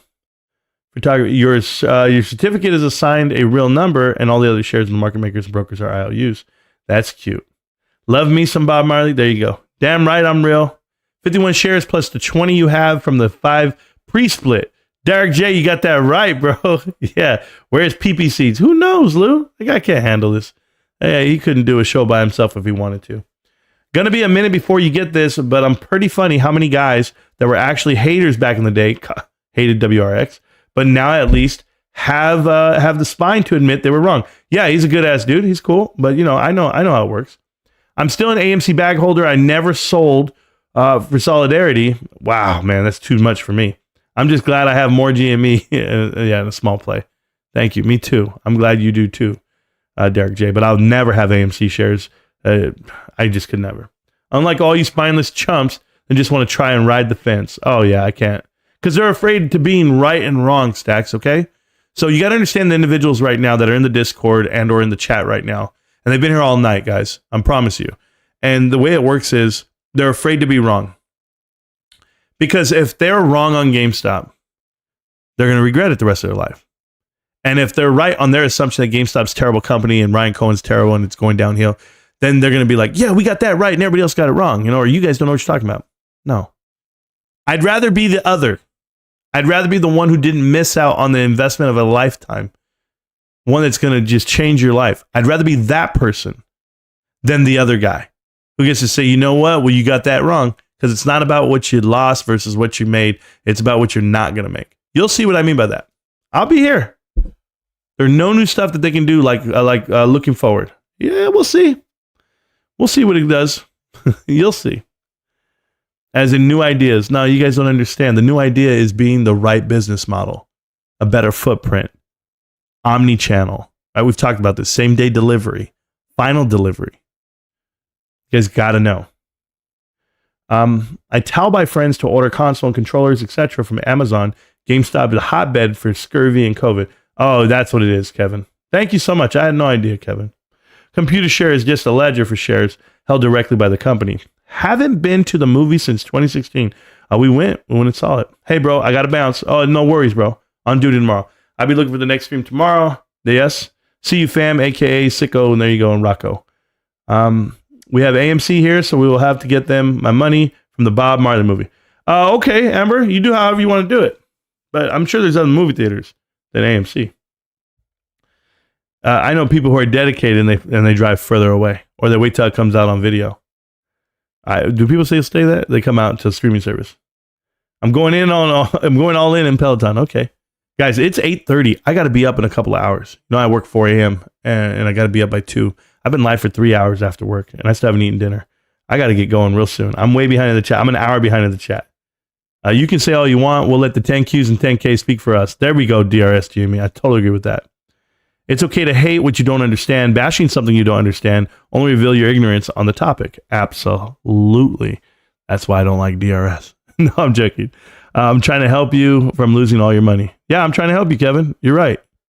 I still watch TMI, but never buying his course. Oh my God. I could never watch. Excuse me, but as an avid GameStop holder, I'm very used to being happy with losing all my money. Yeah, you trolls just aren't original enough. Like, you guys got to make your own channels, man. Put out some content. Be witty. Be funny. Go. But it's not funny. Do you ever dabble on the Shanghai Stock Exchange or Tokyo Stock Exchange? No, Rick, I don't. Oh, my food is here, guys. Oh, baby, let me get that. Guys, let me tell you about this, okay? Remember I told you about this bake, this Italian bake my wife makes? Salsa, cheese, meatballs, everything's in here. Oh, my God. And it's in that spicy arrabbiata sauce. Oh, bros, I'm about to play me some TFT. By the way, I'm not platinum anymore. I got promoted. I'm emerald now. That's a new rank. So you go emerald and then you get diamond. So I'm going to get diamond and then I'll get challenger. I'll get master, whatever. I'm working on it. I'm working on getting my levels up. So Marantz just said if your broker goes insolvent, You get insurance of 150K, but your shares in DRS and GME moons, you're rich instead of 150K insurance. Yes, Fidelity can go and solve it. Jerry Diamond, I didn't say any of that. I don't know what you're talking about. I'll just leave it there. I love a lot of people, even a few here, but people I've loved have broken my heart before and probably will again. But if I need something done, 1,000% can't fail in life and line. I trust me. Oh yeah, I'm with you on that. I did DD on DRS for 6 months. It didn't say anything. He didn't just say, well, there you go. I didn't. And I don't want to. Jerome Powell is the GOAT. Trolls, bro. Just trolls. All right, I'm going down the list here because I got to get out of here, man. I'm gonna eat, and I'm already ready to eat, bro. Marantz unloading truth bombs about the economy and hedge funds, not closing out the shorts. Don C, always, man. Pretty obvious you're not welcome here. Just saying. Oh man, she's crazy, bro. Hey, don't let Amber get on that side of the tip. She's ready to just knock fools out. Let's see, we're good. I'm reading the chat, but I'm not reading out loud. I see what you guys are saying. You guys aren't saying much. You're bullish as F. Man, I'm far away in the chat, bro. I'm at 744. It's 835 right now. 10 years in target, but however long it takes. Yeah, however long it takes, man. I'm with you on that. You do you, I'll do me. We'll be all right in 5, 10, and 20 years. Yes. See, I'm down with stacks, bro. I'm just going to tell you right now, and White Rabbit, shout out to you, bro. But I'm down with stacks, man. Stacks knows exactly the way my mind works. I'm going to be here 5, 10, 20 years. And I'll just let the stock do what it does. You guys won't ever know. You guys can't ever figure it out. You just be right there. Man, I'm tired of holding. I'm tired they don't tell me nothing. I hope they never tell you. I hope they never tell you anything. I hope this stock stays $10 the rest of my life for like 20 years. And I just keep putting 10, 10, 10. And then at the 20th year, guys, when I'm all tapped out and I really put in $10 every day for the rest of my life, right? And it goes to 20. And I just double my money that I've been putting in for 20 years. You guys don't understand the mentality you have to just keep trugging and just keep plugging, bro. I'm telling you, I've been buying Costco stock since it was $100. Put in money for a decade, a whole 10 years. Swear to God, put it on my kid's life. We're in there. Boom, boom, boom. Stocks at $300 a share. I'm already up 3x on my money, right? I'm like, yo, this is crazy. I'm already doing great on all this money I've been putting in for a decade. Okay, well, guess what happens? It doubles from 300 to 725. And I'm looking around like, oh my God. Yes, that really happens. This is how it works. Put your money in, let it work, let the company work, let the people work. This whole bullshit about I put money in this month and I need to know if it's going up next month. Then you don't know how to invest and you don't know how to create wealth. You're too worried about what Ryan's doing instead of what you should be doing. The number one thing you should be worried about is how you're going to take your ass back to work to stack more money into the things you love and the things you respect.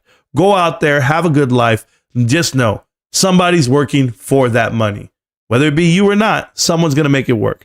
I'm going to make it work. I'm going to keep doing the best I can. I'm not leaving just yet. I could have left on that note right there, but I'm still reading the chat because I'm that kind of guy where I read the chat. Marantz, I'm feeling that. Respect to you all. Yeah, I'm feeling it too, man. I'm going to do my best I can. Some of you guys are getting timeouts for all day. I'll see you tomorrow. I'll be live tomorrow. You guys know the way this works. I'm going to enjoy my dinner. I'm going to enjoy my night. Best of all, I'm going to enjoy my life.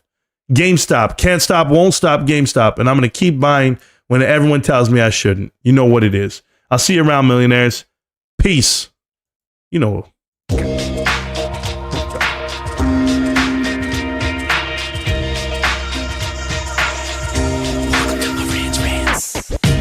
Welcome to Marantz Rantz, no advice on finance. Spin the wheel and take a chance. Get an NFT and a little education. The system got undertow, that knowledge is flotation. You wanna learn? Well, you came to right place. You're pumping AMC, might get slapped in the face.